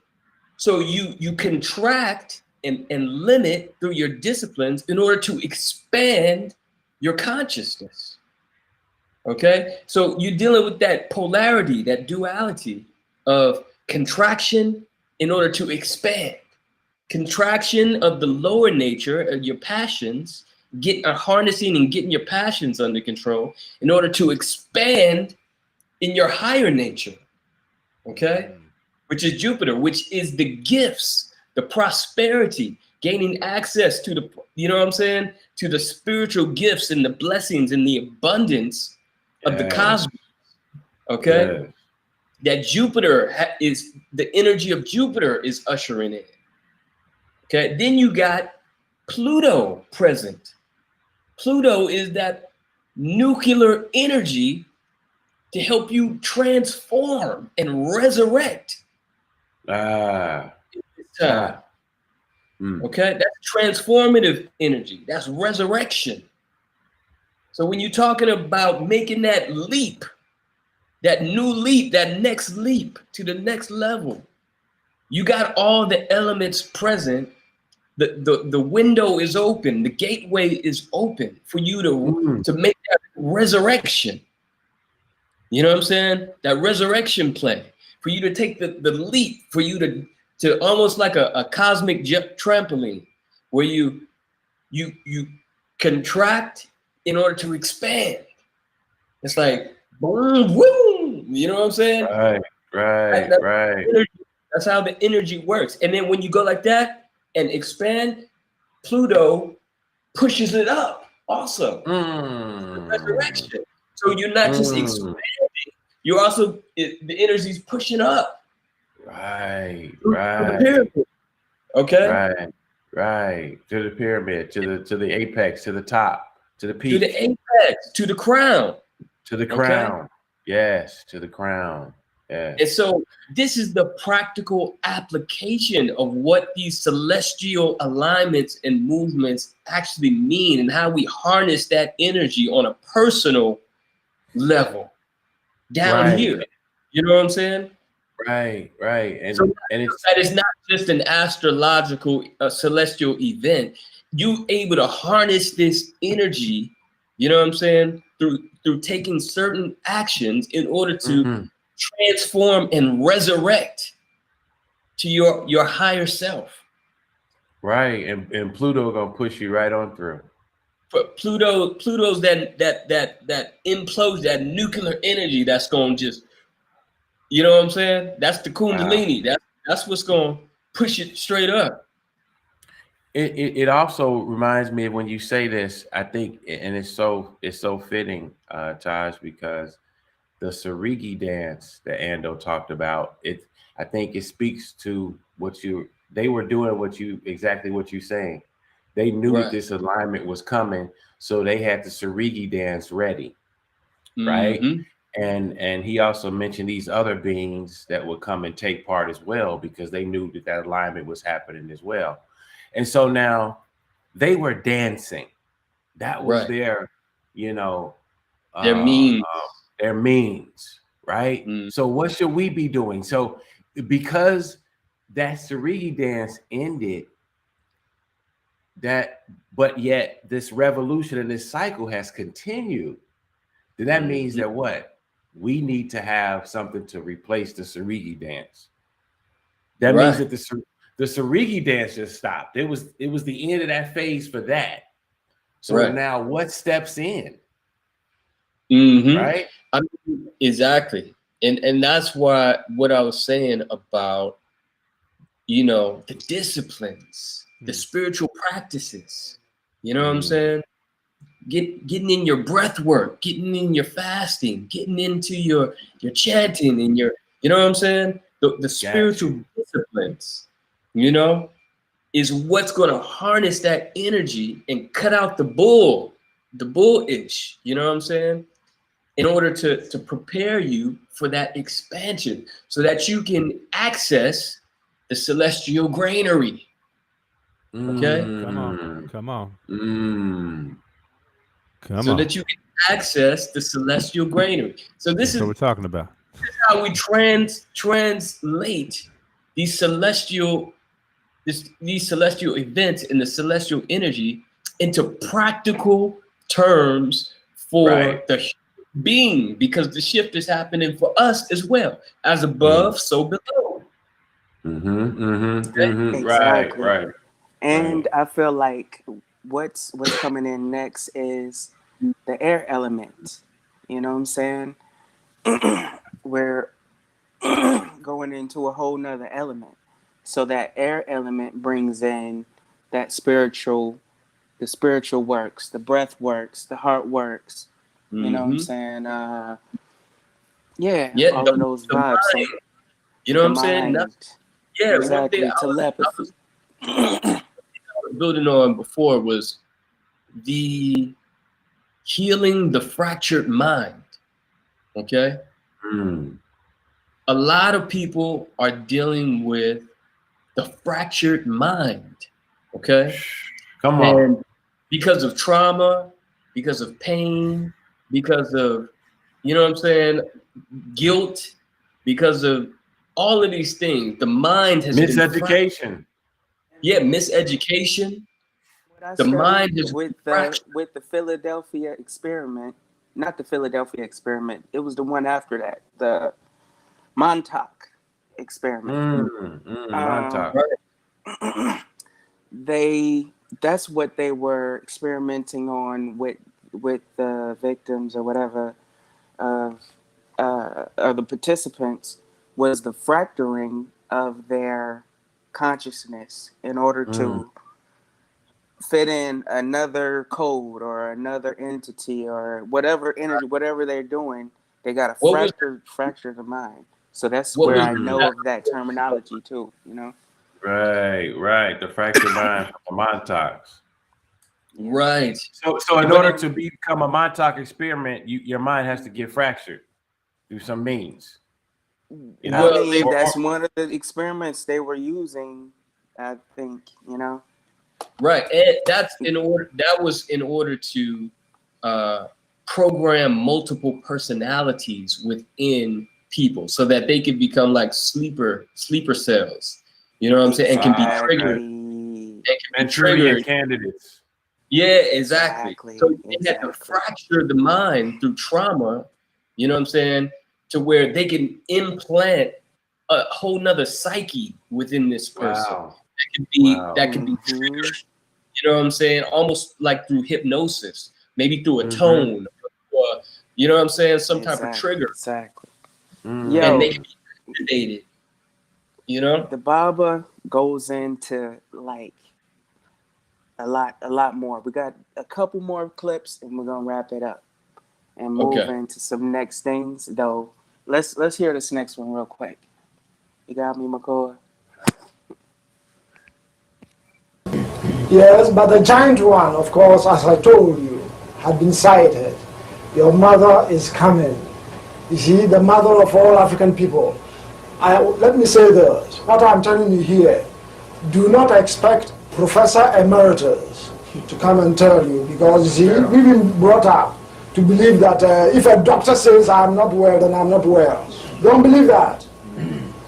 What I'm telling you here is perhaps so vital, you will never hear it from any of our so-called educated professors.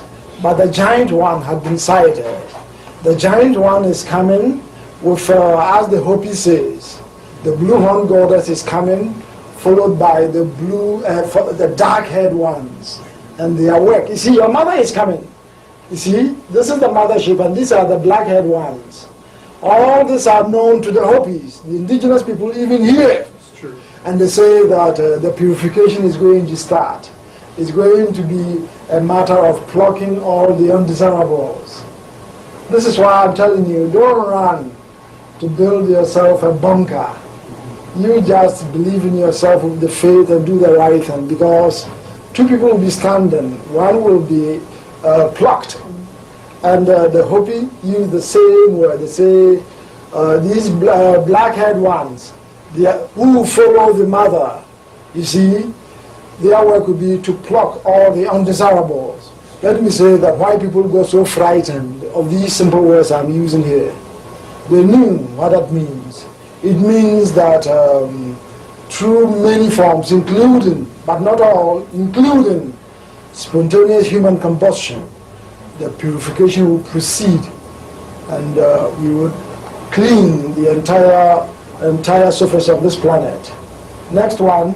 You see the ET. Yes, can you see the ET here? Okay.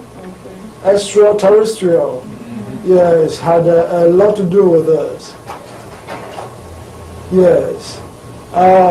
There is so much I could talk about this. These black-haired ones with the mothership. But there again, you see, I was standing here, I'm back to what your ancestors want you to know, so that you can take this very seriously. Here I am standing for you to know how large this is. You see, this is how I walk in California in the mornings. But anyway, you can see that I was standing there. Now, I just wanted you to know that I told you there will be the appearance of the mother, Ama or Hathor, or the blue horn goddess to indigenous people. You see? And where will our mother be coming from? Our mother can only come from the Stargate. The Stargate is where? Pluto. You remember the Pluto? Go back again so we can see the meaning of this sign. You see, the Dogon people say that when Jupiter aligned with Saturn, the configuration will be that the furthest away planet, Pluto, will serve as a stargate, and that through the stargate, many beings and our mother and all the rest of it would come through. So now let us continue on our discourse. You see the blue horn goddess coming through Pluto, the stargate. Can you see? This is what is happening right now. Many entities are coming in, a lot. As I said, we now have about more than 50 beings here in this sphere alone. Bruh. Powerful. Right away, what spoke out to me about the blue horn goddess, that was placed in front of Pluto, and it had the arms of Pluto served as the horns, and then the circle in the middle was Hathor. That's Okay? what he says too. He says Hathor. He says the blue horn goddess Hathor.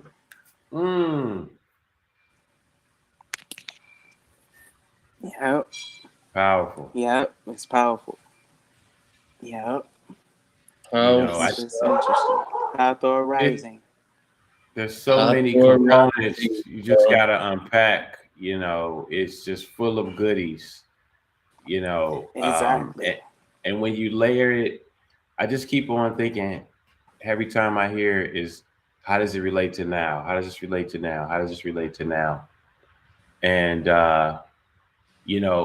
there's a lot being revealed that I'm just going to start off by saying I always thought it was peculiar when the rappers started talking about the Illuminati so much, and how the Illuminati went from being a thing that only wacko people or somebody who read Behold the Pale Horse, was privy to, right? So just like the old saying goes, when the powers that be kind of want to show you something and make it palatable so you can digest it later, it won't be too shocking, they put it in a movie. So you can go back and say, oh, wow, remember Contagion? Oh, yeah, remember when Will Smith just was by his dog, after everybody took a vaccine or something like that? It's so, man, it's a lot. It's just a lot to unpack. Yeah, it's powerful. It's powerful. Just the whole concept of the Hopi prophecy about the black-haired ones, and the plucking, and the blue horn goddess is really interesting, and makes me want to research it even more. Though I feel like we've said, it's in alignment with other things, like you said, Hathor and different ones and ones that I have researched. So, and it's such a now. And could somebody break down Hathor for me right quick? Like, I'm not really too up on my Hathor knowledge. What was up with that? Well, Hathor was like the mother goddess. You know what I'm saying? She represents the cosmic mother, basically. Oh, okay. And, okay, kind of like a Mary. Yeah, you know what I'm saying? But she was depicted as a as a deity with the cow horns. You know what I'm saying? Okay. And that just represents the mother. And wait a minute.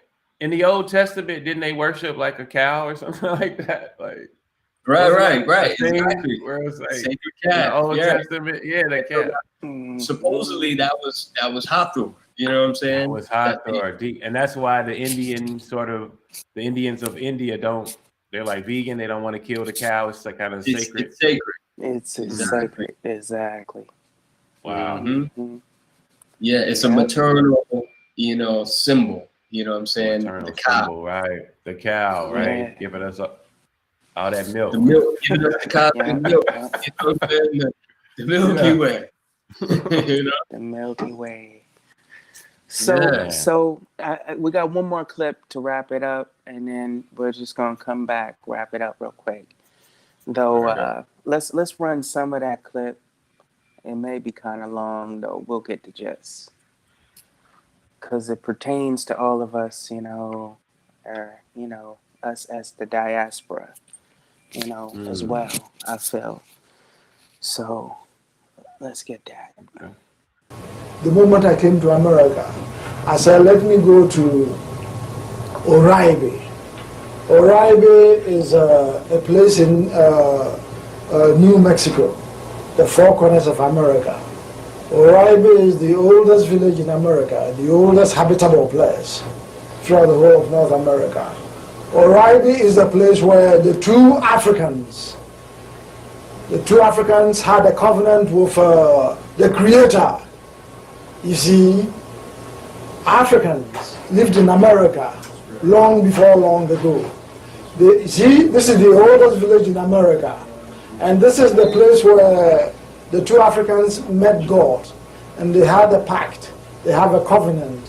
They drew on a rock all that is going to happen. And they said that a time would come, even some white people will come to live here. It's true, white people have come to live in America. They said that these white people were devils. They would do all kinds of wicked things. All what they said have come to pass.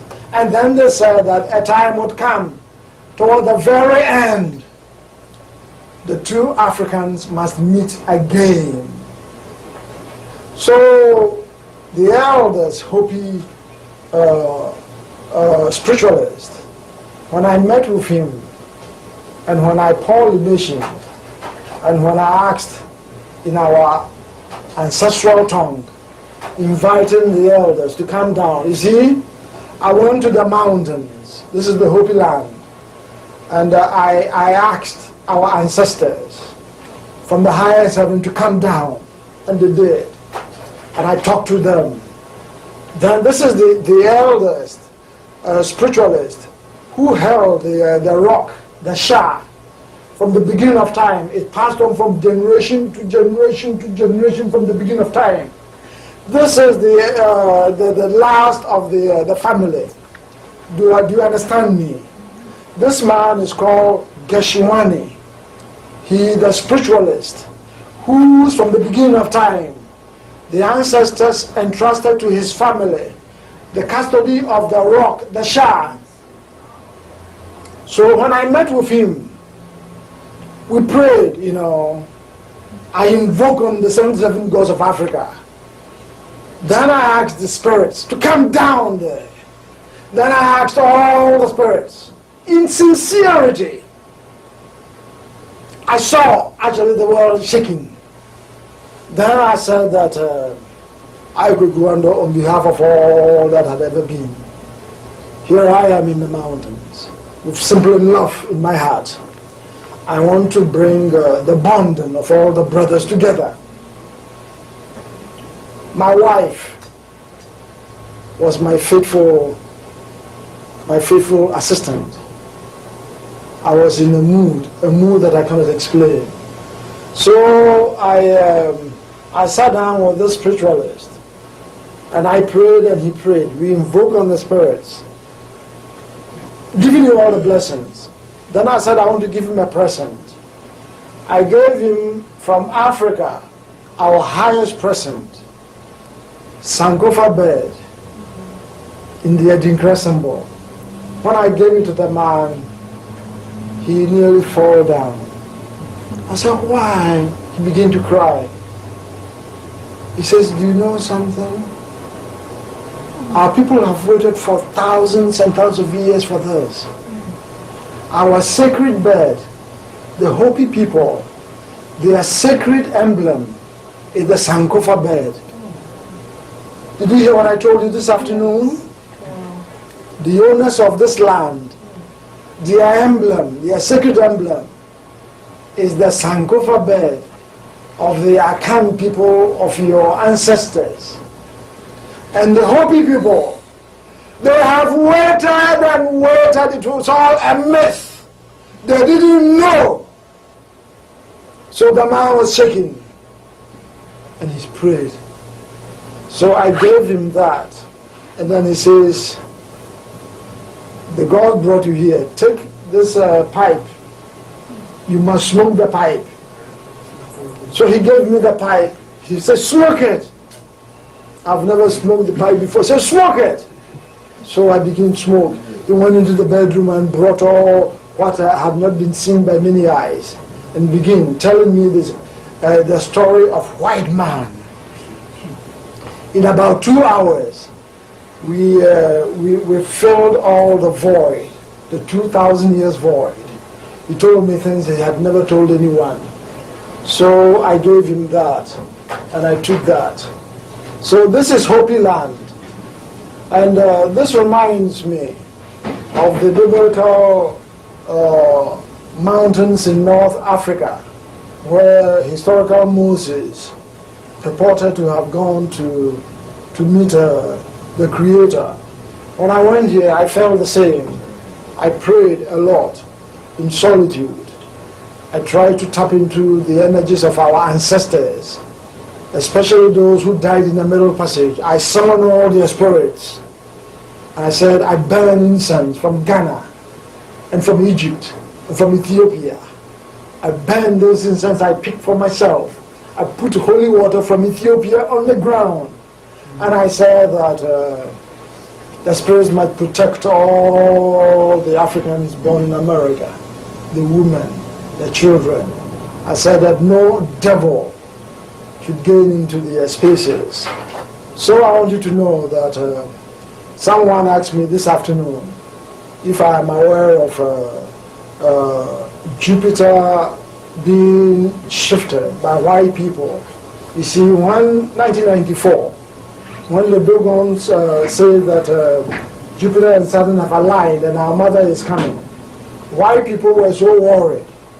They went to space for the first time with nuclear materials to try to bombard Jupiter, because they felt that if Jupiter is shifted or disrupted in any way, then the alignment will not be straight, then the stargate will not open, then our mother will not come, is it?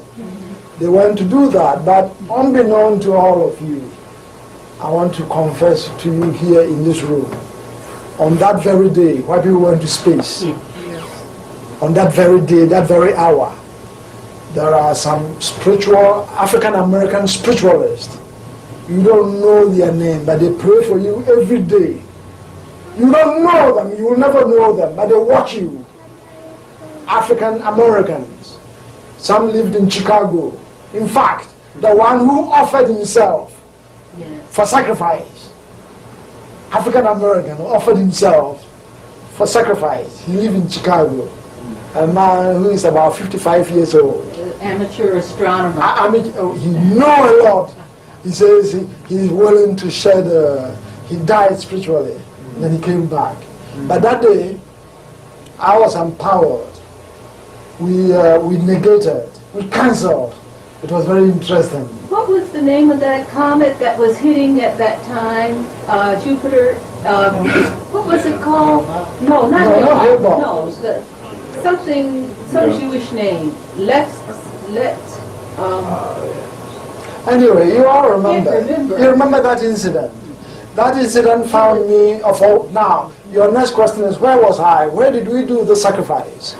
We did the sacrifice in one of the energy grids. We could have done it in Atlanta, but we went to Seattle in a place called Yakima. Yakima had also the same energy grid as Atlanta. Yakima is where alien crafts and U.S. Army had a fenced an area around and all the rest of it. This is where the ceremony took place. And I was very happy that I was with them. I was so happy. Shoemaker living. Because at that very hour, we negated. I saw myself with my voice actually causing many objects in heaven actually to go astray. I saw for the first time that one had, yes. Did you say that someone asked today? Yeah, someone. You were aware? A brother asked if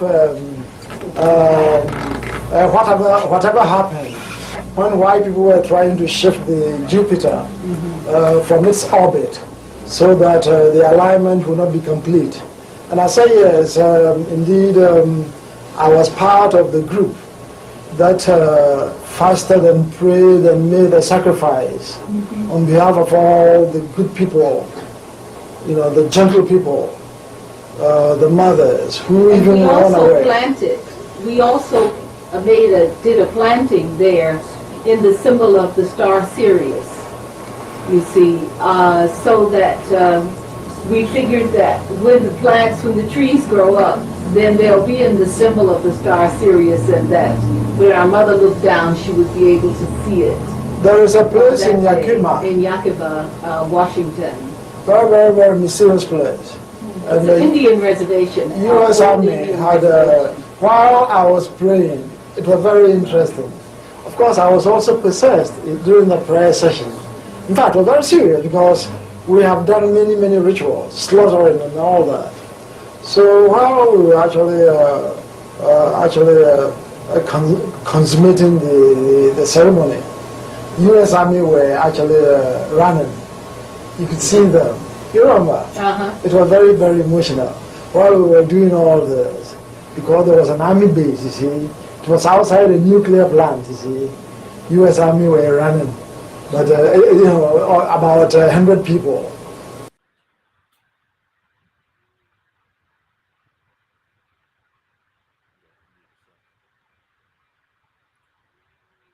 Wow. It just gets deeper and deeper. Yes, sir. Yes, sir. And that's always something that I know Ando had told me about, was that relationship between Native American tribes and Africans, you know, who made a connection, and they began to share some of the same symbology.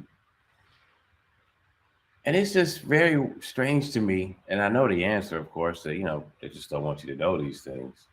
But that sort of information isn't shared. And what it would mean, you know, I've always been of the mindset that, you know, once you begin to cover up all these lies, you know, all the truth with these lies, that, you know, eventually that bad boy is going to come to the surface.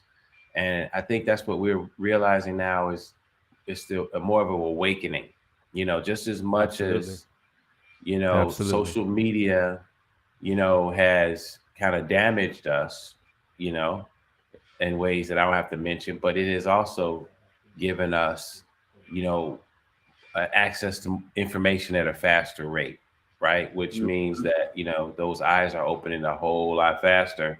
And it, you know,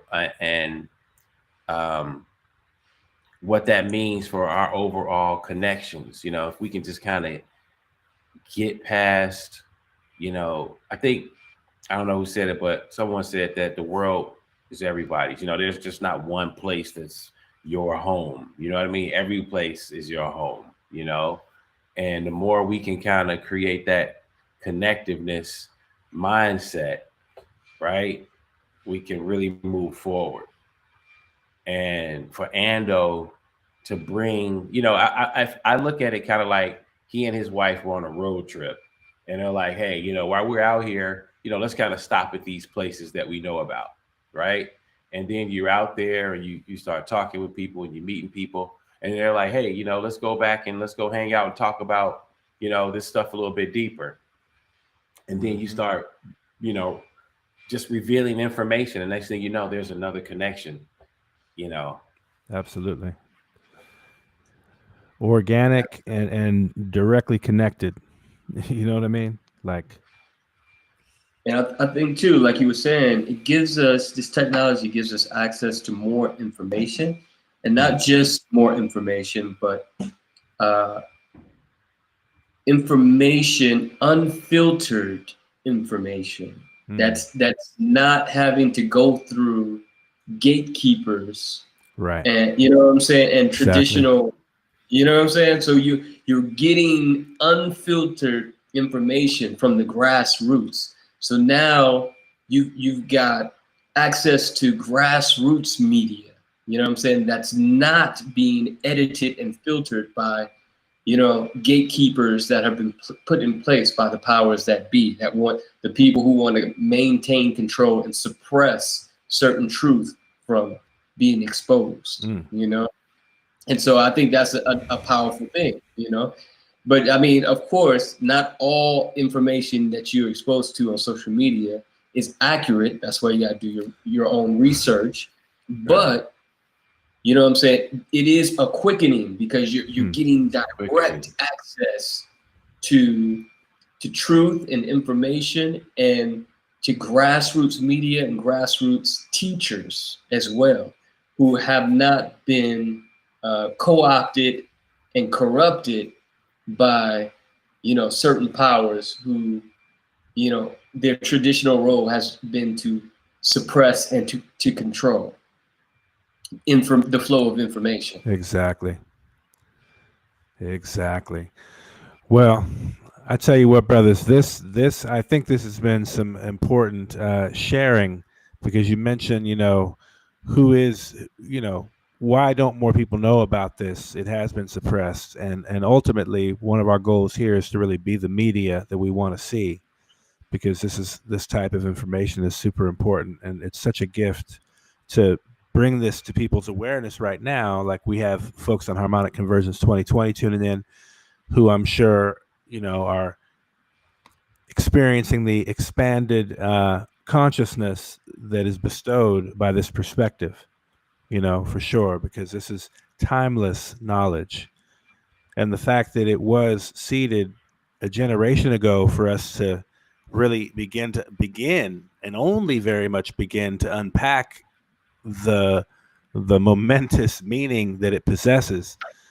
I mean, obviously, we're only be able to show people little clips today. And for those, just a little context, we're showing clips from the cosmic prophecy that basically appeared over the course of a year on a wall in San Francisco. And through that, and through that time, it expressed essentially what Dr. Andau has been describing, you know, that really relates to, you know, Y2 now, you know, as we said, like this whole situation. Let me just say too about the cosmic prophecies. Please. Is that large pieces of the paintings on the San Francisco brick wall were appearing overnight. Okay, right. So these very detailed pictures were appearing overnight, and this brick wall is patrolled by security throughout the night, who are driving up and down the beach, patrolling the wall. Okay, so it's like, how could someone, you know what I'm saying, set, and you saw how big the wall was compared to him standing next to the wall. Exactly. So someone paint long stretches of this wall overnight. Exactly. It's like graffiti crop circles, bro. It's like, for real. Yeah. No, in terms of like beaming. Seriously. That's what makes it so phenomenal. You know what I'm saying? Exactly. I gotta check that domain name too, by the way. Graffiti crop circles, man. Come on. You know, like, for real. But, you know, really, with tremendous gratitude, you know, we're honored to have this opportunity to steward this information and share this out there with the world, you know, and you know, just grateful for whoever is tuning in and whoever does encounter this recording. And so I want to take a moment to thank both of you for being here and enjoying this. You see, Bilal's, we got him frozen on the screen. Oh no, I thought he was actually live. I just thought he was chilling. Yeah. That's the perfect pose for a school right now with the at-home school. You just get a screenshot like that, you're good. Exactly. Oh, that's hilarious. But we're going to work on the little technical side of things over here. But as we do that, I just want to segue, because you mentioned something as well, like the Segui, that dance, that ceremony, that ritual is complete. It's finished. So perhaps, you know, it is us as a consciousness, all of us, who are to birth the Segui to be. You know what I'm saying? Yeah. Relative to the idea rooted basically in the 1328 and the 1320 that time is art. So the cycles of time, the Sigui dances, the same dances done by other traditional cultures, honoring and acknowledging and relating with Sirius, is something for us to continue, but that now the continuity of it may look different. This is what's happening. Like things are being literally shifted across the planetary whole, right? So what it's going to look like, people are only now tuning into. You know, this period of sit and wait and be still and know is only now beginning to reveal what's next in terms of systems, in terms of culture, in terms of relationships, in terms of wealth, in terms of resource, you know, capacity, economy, across the board, health, well-being, education, everything is subjected to this shift.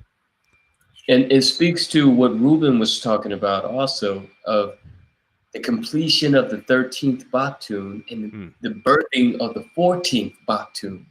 Facts. That we're on the cusp of that. You know what I'm saying? And also too, just the grace, okay, of like the cosmic prophecies was revealed back in the 90s. Like you said, like you know what I'm saying? This is what, 25 years ago, you know what I'm saying? Or so. So it was revealed 25 years ago. To give that amount of time, you know what I'm saying? To really trying to understand this information, to unpack it. Exactly.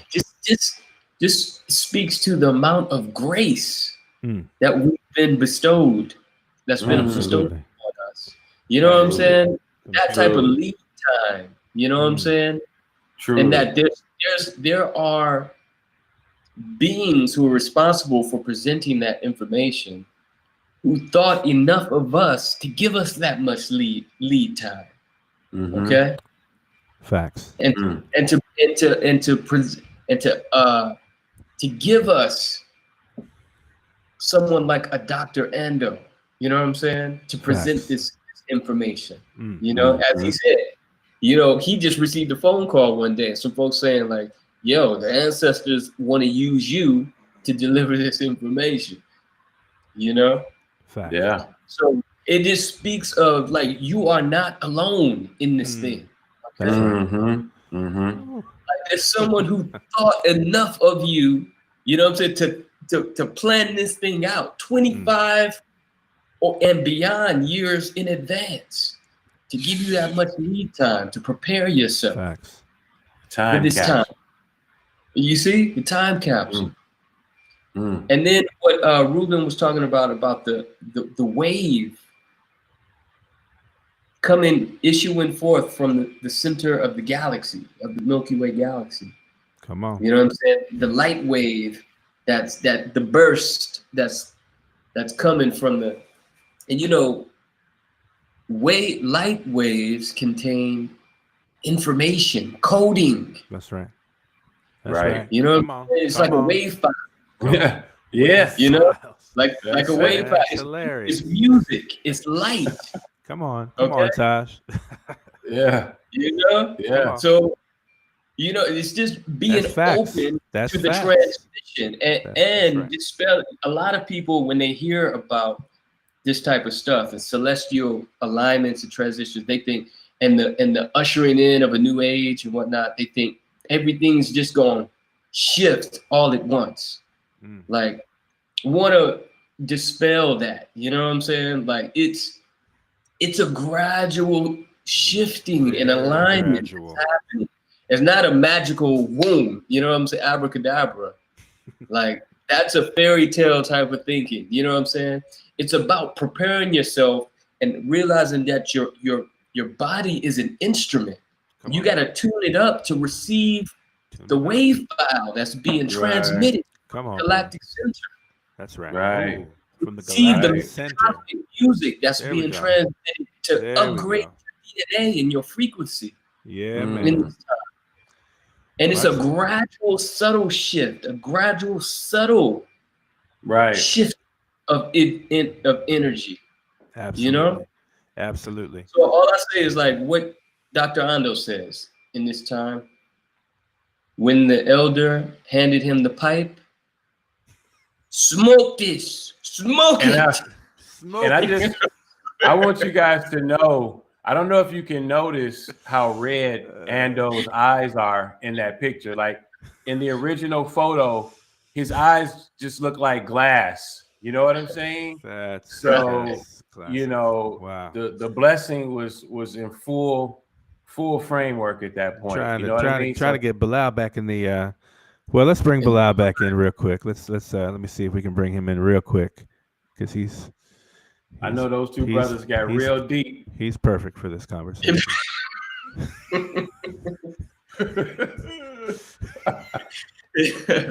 All this information is the pipe, bro.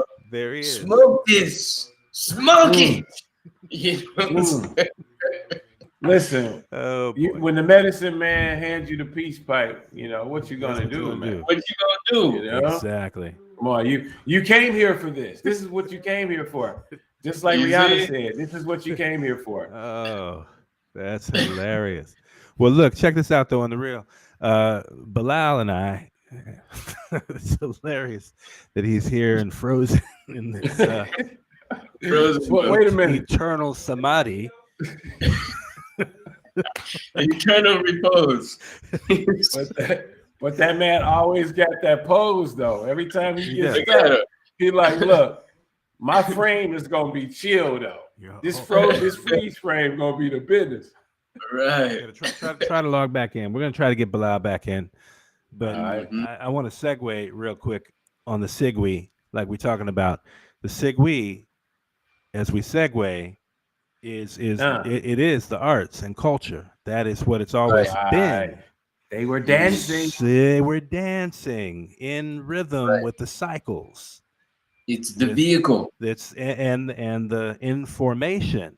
They get in that formation every 60 years or whatever frequencies those are celebrated at. So the work we've been doing in this 1328 frequency specifically is the basis for what are actually tones that are transmitted from the galactic center, from Sirius, in a mathematical format of 21 times 21, which is 441, called the synchronotron. Now, I'm saying a lot, but the point I'm making is when you deduce the numbers related to these codes, you end up with 7 notes, musical notes, from the diatonic scale in music. And so, nice, interesting, right? Who's got? Oh, that was my phone. I'm sorry. It's muted. I think that's an affirmation to the code because it sounds something kind of like that. But it's But what Bilal and I have been doing is factoring these into song structures, because when you actually tune in, like you're saying, Tajh, relative to like going within and working within yourself in that process of development to be receptive to what's coming through and what's coming in and what's emerging from us individually, collaboratively, collectively, that's the expression of time as art. That's the essential basis for this basic knowledge that is kind of like galactic elementary or galactic kindergarten for real. And you think of it because galactic consciousness is vast. So this process we're experiencing now is like our introduction to galactic kindergarten, where you learn the basics of getting along with each other and sharing with each other. Now imagine that on a galactic scale relative to the other worldly worlds that actually exist. And then we're now beginning to realize more and more do exist. And these codes are expressions of this amazing structure that we work with, that all of us work with, that we all have the capacity to actually create with. These are, these are processes of creative potency and the creative cycles that we can take and deliberately, architect whatever that may be from the heart. That's the key, though. Think about this. The safeguard for the shift is essentially you can't leave the third dimension if you're leaving in an energy that's not a frequency match to the fourth dimension. The fourth dimension is a filter. It's not going to allow Exactly. a density of anger or aggravation or disconnection. Any of those vibrations will not even be able to vibrate It's at not even that gonna pass through. rate. It can't. So in that sense, it's a preventative measure. That's pretty the dope. only way through that is through your heart. That's The right. fourth dimension is a the path. filter. It is. The fourth And dimension is a filter. It's time. That's crazy. It's also time. The fourth dimension is time itself. It's the synchronizing factor of all the third dimension phenomena. It's the thing that keeps it coherent. True. Right. Time right, and these right. cycles. So we observe in our Sigui dances or through our art. Time is art. We observe that relational field, that interactive substance that we get to create with, that we're a creation of. It's a mutual thing. It's like we're part of that. As much as we get to access it, you have to attune you got to yourself. vibrate higher. You got to vibrate higher. That's a fact. And be active. You have to be active in it. And be active. Mm-hmm. Activation. So we're still working to get Bilal in here. But what I want to go ahead and do, just in the interest of our viewers, is share a sound vibration that that's come through relative to these codes.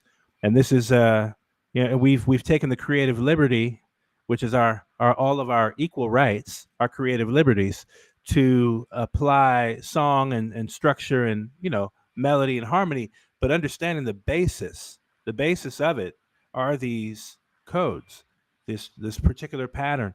Now let me also say this before I play it. These codes, as I said, 7 of them, then correlate to 7 particular points on the human brain. So we don't know much about our brains. Let's be clear. We know what we know, but there's so much yet to know. And part of its function is naturally related to our origin stories. Let's take for consideration that our origin has to do with Sirius. So it would make sense that perhaps our brains are developed to be able to communicate and experience the entire sort of whole system structure that the brain is a part of, along with the heart and the lungs and the physical form and everything involved. But that brain is very important. Holistic. It's a whole system. It is. We are all whole systems by nature. You know what it made me think of as you said that real quick was the game Simon Says. You remember that little game that lit up with tones? Yeah. Like, it'd be different colors. That's true. You remember when you were talking about the different parts of the brain and how the tones activate? Right. Absolutely. Well, check this out. We're going to go ahead and play this track real quick if y'all want to stand by, and then we'll wrap the show. Hopefully we get Bilal back on the scene. We can bring him back. We lost his image. Freeze. We lost his frozen image too. So that's a wrap. But this track is called Love Trust, and the subtitle is Serious Tones. So and we're just sending this out to the universe, and we'll do it like this. Woo! Vibes. Yeah, serious tones.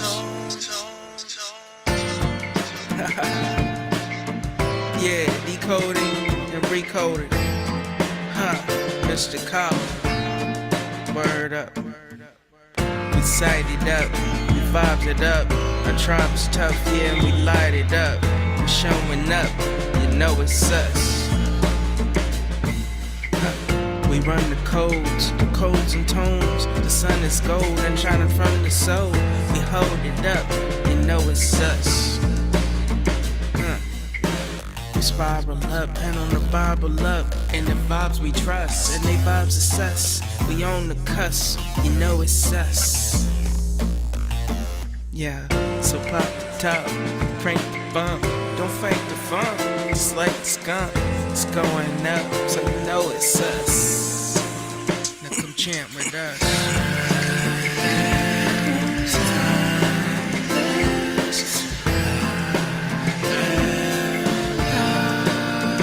In love we trust.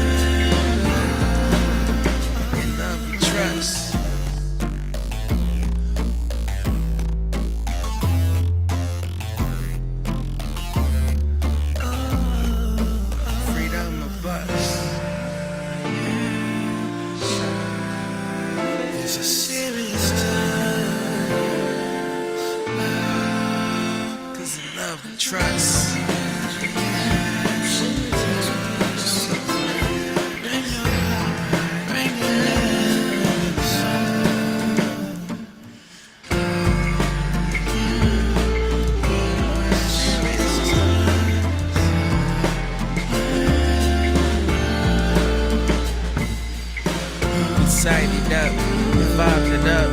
Our tribe's tough, yeah, we light it up. Showing up, you know it's us. We run the codes and tones. The sun is gold and shining from the soul. We hold it up, you know it's us. We spiral up, and on the Bible up. And the vibes we trust, and they vibes is us. We on the cusp, you know it's us. In love with trust, so pop the top, crank the bump. Don't fake the funk, just like the skunk. It's going up, so you know it's us. In love with trust. I consume dualistic thoughts as if they were food. I purify the mental electron at the North Pole.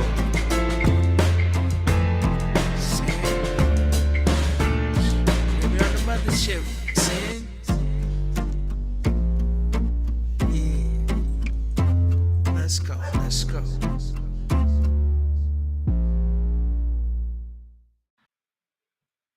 Yeah, man. So there's some vibes. So it's really interesting. It's experimental, right? Because we're just allowing the inspiration of these daily tones to inspire and inform in us what wants to be expressed. Like knowing that this expression is rooted in the heart, knowing that.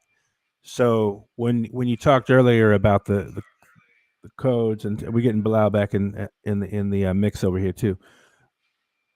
Yeah, I mean, there's just it's great inspiration coming through right now, and so just working in a discipline like this is an expression of a discipline, because to actually decode the codes and then recode them into music is its own discipline, right? To be productive in that sense, knowing that sound vibration has its own impact, its own effect.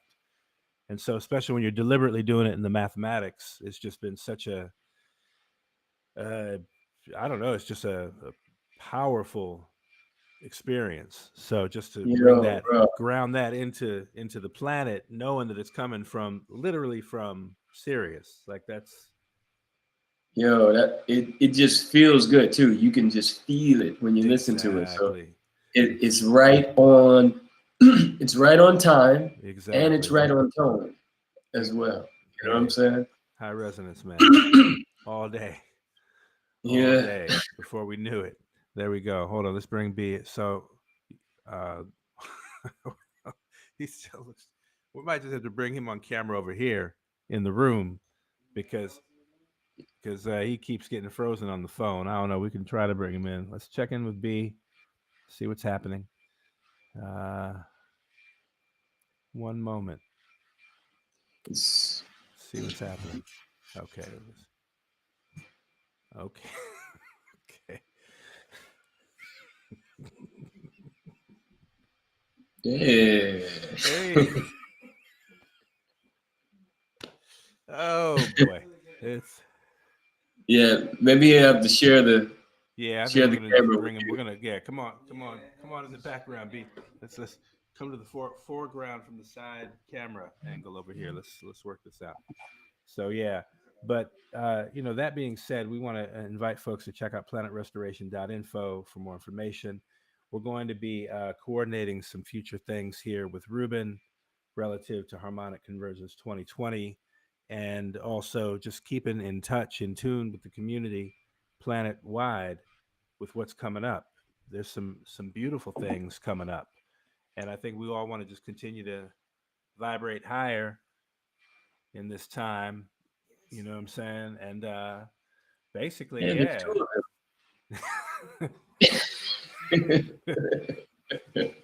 It's hilarious.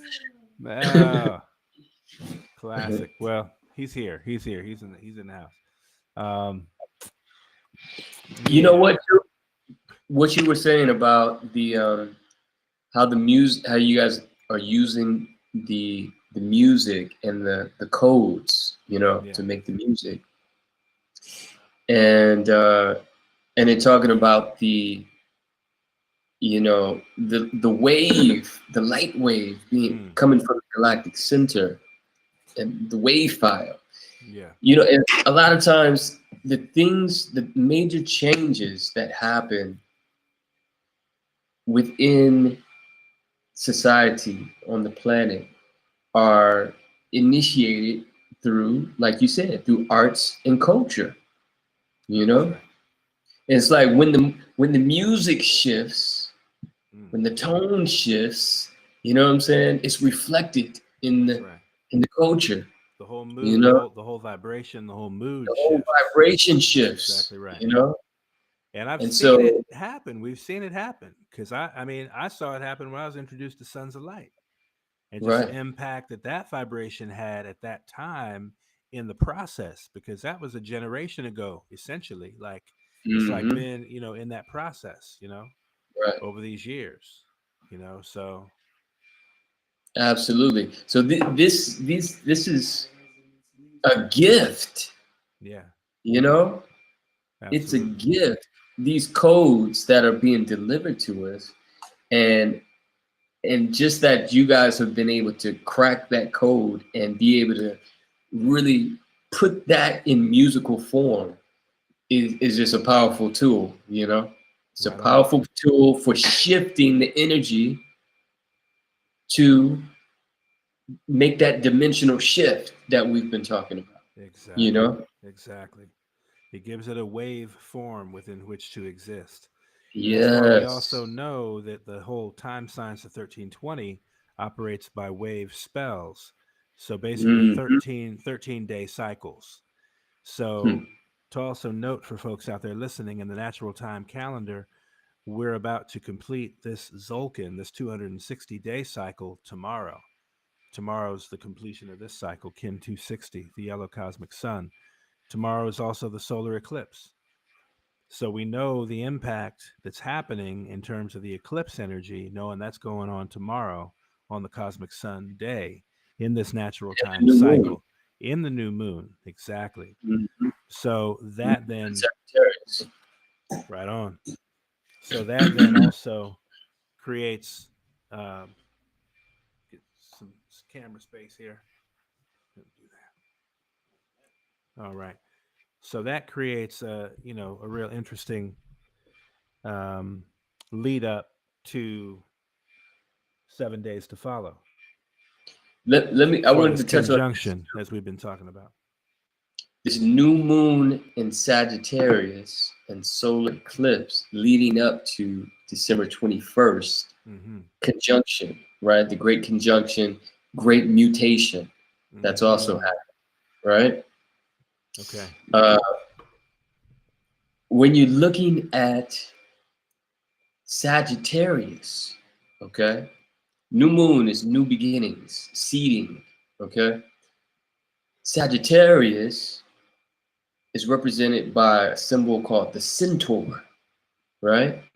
Where the lower half is that of a horse, the upper half is that of a man, and he's holding a bow and arrow, right? Right. So what is that speaking to? Okay, so the way I would, you know, the way that I would explain it is that the lower half is your is the beast, okay? Is the animal nature of man, okay? Is natural energy, okay? The energy of nature, the raw natural energy of nature, and you know the animal nature and the animal passions, okay, which is fuel, okay, as well. Now, then you got the upper half is that of a man. So it's about subduing and channeling and gaining control over your animal nature in order to rise it up. And then you got the man is holding a bow and arrow, aiming it up towards the stars. Okay, so it's about harnessing the power of your lower nature. Okay, your raw base animal passions, harnessing that power, channeling it up, utilizing you know, your intellect and the higher faculties of the human being in order to reach your goals, your aspirations, you know, the things that you're aiming towards within the celestial sky. Okay. Mm-hmm. And so this is Kundalini that we're looking at when you're looking at Sagittarius, harnessing your base nature, the power of your base nature, your base chakra, gaining mastery over it and channeling that energy up in order to achieve your aims. You aiming high and you channel that energy up in order to achieve your aim. So this is a new flame. Come on. Exactly. And Sagittarius is a flame. Okay, is a fire sign. That's what I'm saying. Okay. So you're looking at Kundalini energy here. Okay, harnessing this Kundalini energy in order to achieve your aims, your higher aims, your higher objectives. Okay. And this is the new moon. It's the new moon in Sagittarius. So that means new beginnings. Now's the time when you can set new goals, new disciplines, new, you know what I'm saying, spiritual disciplines in order to prepare and attune yourself, body and spirit, for the Stargate, for the grand conjunction that's approaching on the 21st. That's it, bro. See what I'm saying? You're taking us to the cosmos. Yes. You know, so I'm just saying, like, sometimes we hear about these things, these high ideas, but we gotta be able to explain it in practical terms. How do we access the power in a practical way? You know what I'm saying? When we're looking at astrology, when we're looking at celestial alignments and movements, how do we access that information and that power in a practical way that we can use it to launch us to achieving our higher goals and objectives? Exactly. Yeah, and it's like, for me, one way it translates is with these tones and codes. We've decided to almost create like an EP for the next 7 days, starting today. And basically, you know, it's just tracks for each day. And we're still adding some vibes on it, though we're gonna share a little bit of that tonight. Or today. And it's like, just it's the channel that's been coming down to me, that to be in those rays, you know, to be in those wave, you know, those waves, those energies, those serious waves and energies.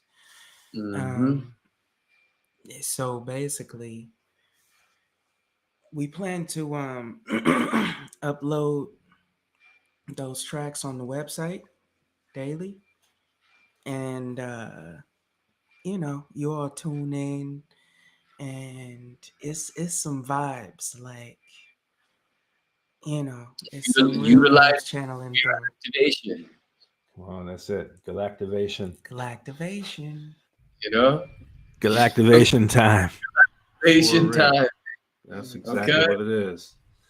I mean, I'm still, you know, we need to go back over that cosmic prophecy again and again, just because there's so many levels to that, you know, that you know, are going to continue to reveal to us at this time what was being said at that time. That's right. You know, and it's also important to note, and you know, we're probably going to transition on this, that in some ways, as we are time travelers, right?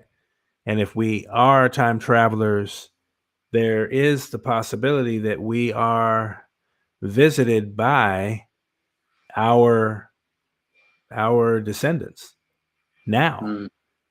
Right. That perhaps even they came here because they're so advanced to give us a hand. But they see us across the span of so-called time because, you know, it's a vibratory level thing. It's not a linear thing. It's a vibrational thing. And so, you know, relative to that, a lot of the support we have right now, there's so much that's going to come through this window that we're fast approaching to reveal far greater truths than we ever really thought were going to be revealed or possible. I mean, I would imagine, the shock will continue on a whole new level. So, you know, it's not necessarily shocking for those who know the nature of things to a particular degree, but it's nevertheless incredible what's unfolding. As you said, also, it's not like a sudden thing. It's a gradual process. And when we're in the process, that's the experience in and of itself is in like we're processing this information, each of us in our vessels, in our opportunity. So, you know, that to me is, as you're saying, that's like the height of this opportunity right now, is to harness that Kundalini, that creative force, and actually direct it where we want it to go. Because that's the opportunity before us in a lot of ways. And one thing I wanted to mention about Dr. Rondo is like the part where he was talking about the dark-haired ones plugging. Like, I know you mentioned the other night about how, you know, the numbers of COVID almost remind you of some type of, you know, not like I would necessarily parallel it to that, though it's just interesting to look at those type of numbers that we're seeing daily. These people are being plucked from the earth, you know what I'm saying? Though that's just to say, if the time frame that he's talking about is that consecutive, then there's the dark-haired ones, and there's the conjunction and the portal, the mother, you know, and it kind of goes in that flow. It's almost like a purification of the earth and a purification of the self. So Absolutely. it's like we'll be wiped away, you know what I'm saying, with the impurities of the earth if we don't attune ourselves in a certain way, you know. Right. So I just wanted to mention that. It's kind of like the idea of being wiped away is like, one sense you could be wiped away like with that cleansing, or you could choose to wipe away that from yourself, because that's you know, so it relates in both ways. That's really the choice point before us, like, you know, lighting. About when I was speaking about Saturn and Jupiter and Pluto alignment and the cosmic trampoline, right, of how to access that that expansive energy through dealing with spiritual disciplines, you know, but it also works the other way around. If you are, if you are in that Jupiterian spirit of abundance and overconsumption, gluttony, and dealing with that level of expansiveness, right? Then it's duality, it's polarity.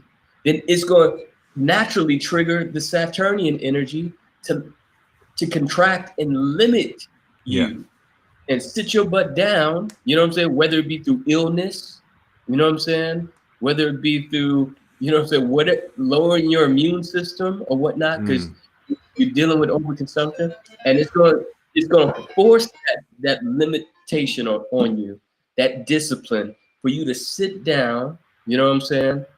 And then the Pluto energy of the transformation, and the power. So it can go both. It can go both ways. You know what I'm saying? You can put the discipline on yourself and gain access to the expansion of higher consciousness, or you can feed your base instincts and deal with overindulgence and unchecked consumption. You know what I'm saying? And end up taking yourself out during this time. You know what I'm saying? Exactly. Well, that's a true fact. You got any? I know we have one track to maybe go home on, but you got any additional thoughts? Any closing words, Essex? I just wanted to say that when I mentioned earlier about how, you know, sort of the powers that be kind of show us through the movies what's going on. If you notice, you know, right before this COVID thing hit, we had a series of Avenger movies, one of which the evil guy Thanos wanted to do a good deed in his mind to rid the Earth's population by a certain amount.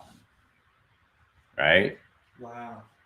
He wanted, and at the snap of his fingers, remember, he wanted to rid the Earth population because he thought it would be a good thing. He thought that, you know, the world was becoming overpopulated, and, you know, you had a lot of people who weren't good people. You had a lot of people, you know, who just, you know, need to be sort of cordoned off.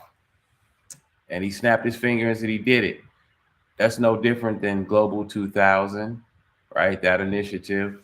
That's no different than the Bill and Melinda Gates Foundation wanting to talk about, you know, quelling birth populations in certain areas.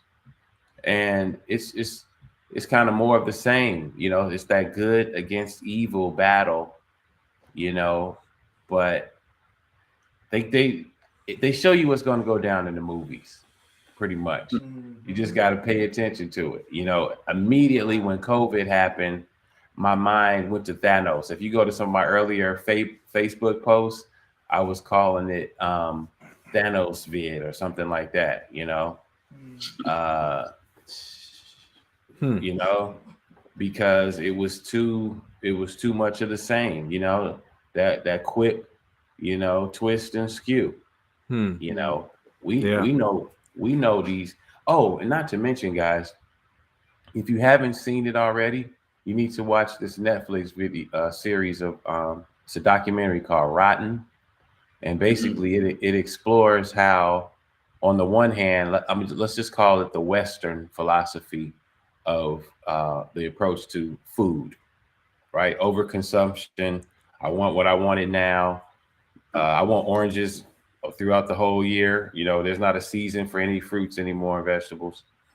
And it just shows how that consumption, gluttony, like you said earlier, Tajh, model is causing an implosion in other parts of the world that we don't think about, you know, from the avocado situation, you know, to lack of water or privatization of water in Chile so they could grow avocados. I mean, people don't even have water because somebody else bought the rights to it. I mean, that shouldn't exist in a world community at all. You know, Facts. We should be pissed off over here. I mean, the more I watch this documentary, guys, the more I realize that we're in trouble. We got some real big changes, some real big shifts that we have to make, or else this planet just ain't gonna be around. You know what I mean? Now, I like to think about, I know that's kind of like a dangerous scenario, and I also like to think about that comedian, that white guy, I can't remember his name. He was very harsh. Oh gosh. Oh man, old dude. But anyway, his George Carlin. Thank you. George Carlin. He was like, you know, I don't know why we, you know, worry about, you know, the Earth getting screwed up so much. The Earth has been around for millions and millions of years. You know, it survived all kinds of terrible things. He's like, the Earth is just going to chew us up and spit us out. The Earth will be fine. We'll just become one of its many stories. So I think we should just talk. That actually shifts the conversation from not so much the Earth, but us, our species. The Earth will go on. You know, I watched another film documentary by that guy David Attenborough. You know, he's one of those guys went around the world for 30, 40 years. You know, one of these guys who would interview the first indigenous, you know, he'd go and be the first person to reach out to a population who'd never seen humans before, type of thing, right? Mm-hmm. Not humans, but let's just say civilized folks or whatever, quote unquote. And through his life experience, he's seen how we basically chopped the world down. It's not the same world in his 95 or years old, you know, that it was when he was 30 something trotting through the backwoods, you know. And it showed how we went from like, you know, 70% of, you know, the rainforest to like 30%. I mean, yo, like at the end of the day, I don't care how many Lexus you got. I don't care how much WAP you got. I don't care how many Bentleys, how many hoes and area codes. It's all over. It's all over if we don't check our desires. If we don't check corporate desires. Come on. You know, then we're screwed. I mean, let alone our babies. And deal with some sustainable culture. We have to. We got to go sustainable. Which brings to mind for me, like, I think what you speak of, the noosphere, which is like the mind's interface with the Earth's thinking field. So it's like the noosphere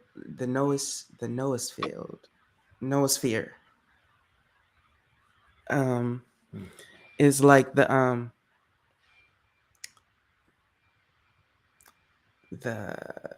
man, this feedback just throws me off. Oh, you got feedback in your ear. I know it's tough. We got it all. Anyway, we got to reconfigure.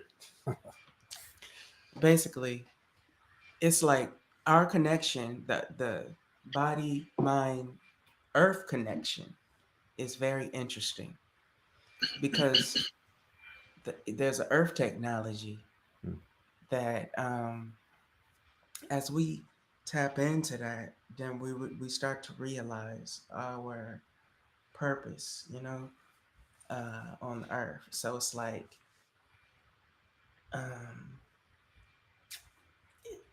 it's like the Earth needs you for something. It's like for instance, like Dr. Rondo said, someone through trance let him know that the ancestors need this help with this, that, and the other. So it's like, just like Tajh and I, we have a bill that we have movie nights, and we talk about Star Trek stuff, and like, and certain movies like country, what is that, Lovecraft Country, and different stuff like that. Though some of the hot shows and stuff. And basically, as far as Star Trek, Discovery, for those who have seen it, it's like there's episodes that show that connection of person to planet, you know. And I feel like that shift is kind of like what we're moving into. And also, when he speaks of the rainforest man, it's like one of the reasons I feel like that's one of the first slides is because that's the rudimentary thing that we're going to need. Like, we're going to need to be at that level in order to sustain. Like, no matter what happens, we can't necessarily put all our trust in their grid of technology. So the rainforest man holds the key. You see what I'm saying? So it's Absolutely. Kind of like what you were saying earlier, Taj, that we all are the rainforest man. Right. When we are in our natural mind, That's right. you know, Yeah. when we're in our mind, and sustainable culture is not going to get it. It's regenerative culture Come on. that we Come that on. we That's what we're you know, talking about. Amplify regenerative arts and Right. culture. Right. I don't Yeah. even want to use that word sustain anymore because that just sounds like you just trying to hold on. Well, You're see, just they're, holding on to they're sustaining an injury right now. You see, that's what they're Right. sustaining. Right. You sustaining Yeah, the thing, 'cause it means you you're hold holding that it down. same You're note, holding yeah. it down. You know, and that's nice, but there's no change in that. That's Wow. right. Change alone is real out here. So, you Dang, know, I never heard a note change while being sustained. come on, but regenerating, that is changing with change. Yeah, it is. That's Yeah, it is. you know, that's knowing the flow. So That's right. yeah, well, I tell you what, this has been, I think, a powerhouse of a conversation, and I really just give thanks to everybody here and to RuBen as well, who just set the tone so appropriately for this exploration of this you know, this great conjunction and these cosmic prophecies that we're you know, again, we're only at the very beginning of really appreciating. So in light of this, you know, I want to play some music that's actually related to today's tone. As Bilal mentioned, that we're going to be doing these for 7 days as a sequence. Create a nice little EP. It's going to be available for folks at planetrestoration.info to go and listen and vibe and share the vibes. But just when you are receiving the transmission of this energy, just know that these are Sirius tones. These are codes from Sirius. These are codes related to the prophecies we're talking about right now and everything we're moving through. And we're Will I be attempting able to to drop them download? daily so that y'all can, you know, experience them through this cycle, because this is a powerful cycle from today to through this 7 days. Exactly. You know?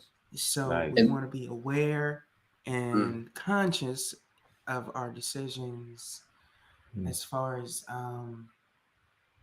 what type of personal shifts we want to make with this time frame. You know what I'm saying? And what energy we want to attune and align to. That's and right. that these are tools and tones for galactivation. Come on, man. Tools and tones for galactivation. That's exactly Tools it. and tones, baby. Tools and tones, man.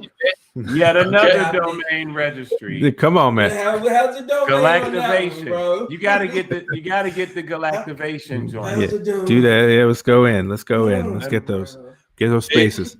We might be dropping the IG handles and everything so that for anyone who's watching, if they want to. Yeah, for sure. Yeah, we want to. Let me see. We'll put this up here real quick. We're working with this technology. Doing our. We're like producing the show. We're starring in it. We're narrating it. You know, whatever's required, we're in it. Yes. So with that being said, I'm just going to pop up a little for people's. They'll see it on the screen right there. planetrestoration.info. Go there to check out the tones on the daily, and then we're at IG. We're at Planet Restoration, right down there. And also, we want to remind folks to definitely tune in to Harmonic Convergence 2020 page on Facebook, because that is really just super important work, and it's some of the most important work happening right now, in my opinion, out here in consciousness and awareness raising. So Harmonic Convergence 2020 page on Facebook, and Harmonic Convergence 2020 has been our broadcast partner today, so graciously allowing us to be on that platform to share this message far and wide, as we're also kind of developing some of the other assets that we have, such as the on Instagram and the YouTube channel where we're also streaming live right now, where we have about, I think, 8 subscribers. I think we're right there at the beginning. But hey, the greatest things start at the beginning. So That's right. Here we are, and this is, as you said and so eloquently pointed out, with this new moon coming. This, we're in it. Like, this is it. This is intention setting. This is demonstrating our heart's vision, really. To be spiritual practice. Exactly. Yeah. And can I just mention, in the last clip that we saw of the Cosmic Prophecies, there was a short moment where we could actually see what the internet looked like back then. Did you guys catch that? It was during the part where they were trying to remember the name of some Russian thing or something, and you could hear Ando's wife in the background speaking, but they flashed on the screen, like it looked like a picture of early Netscape Navigator. Okay. Yeah. I mean, it just speaks volumes to, I mean, the internet was just even so new then. So as he was talking, as Ando was talking about visiting old Oribe, the oldest Hopi the oldest civilization in America, still standing. I'm following along, Googling this stuff. You know what I mean? So it's like the power that we have at our fingertips now, and this gift, this gem, this jewel of the Cosmic Prophecies that Ando, left for us is amazing. And what we can do, and with deciphering it. I can't wait. Absolutely. And shout out to Mama Kali, for even allowing us to, sort of, have that, availability. Yes, Absolutely. exactly. Big respect and love for that, for sure. So yeah, give thanks, brothers. We're going to take it out on this tone. This is called the 13th. Not sure why I got that title. I guess why it's the 13th. That's a great title. What's I don't know.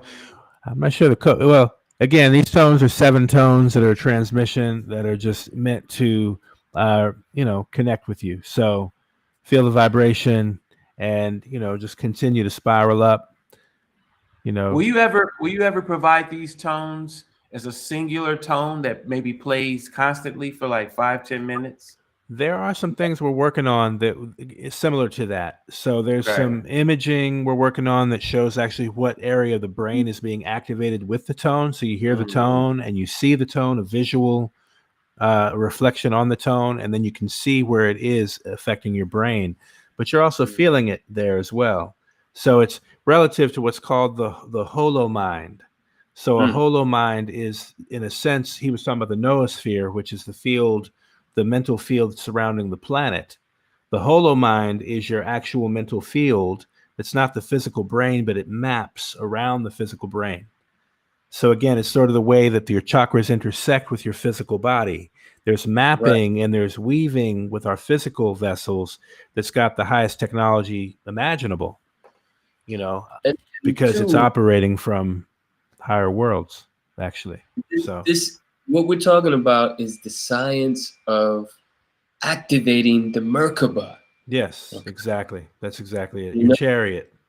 Your chariot, becoming the stars. That's right. Like, we didn't your show light that vessel. part of the video that Dr. Ando was talking about. He was talking about the return of the Shams, which is the vessel.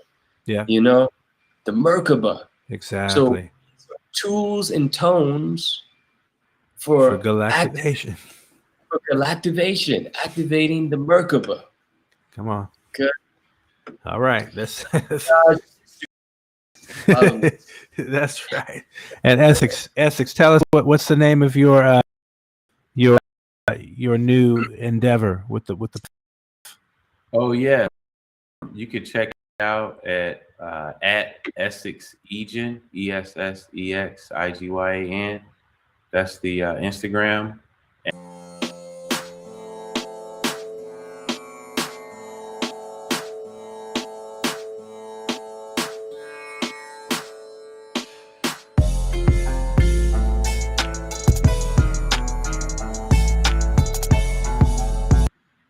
Just kidding. Just kidding. So go ahead. I hit the wrong button. All right. But we got you on IG at Essex Igyan.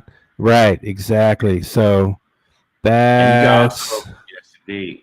Yeah. You can see everything there. Yep. Okay. And Life of Tajh is an H at the end of the name Tajh. So Life of Tajh. Come on. That's right. Make sure we represent y'all out there to the planet. Thank you all again so much. And let me cue that up that we started to hear. You guys heard the first little bit of those tones. It comes out strong. Nice. Straight out the gate. And just listen for those 7 notes. Listen for the 7 notes. The key is to listen for the 7 notes. It's that 7-note pattern, whether it's a chord based around that or different rhythms used or the bass line.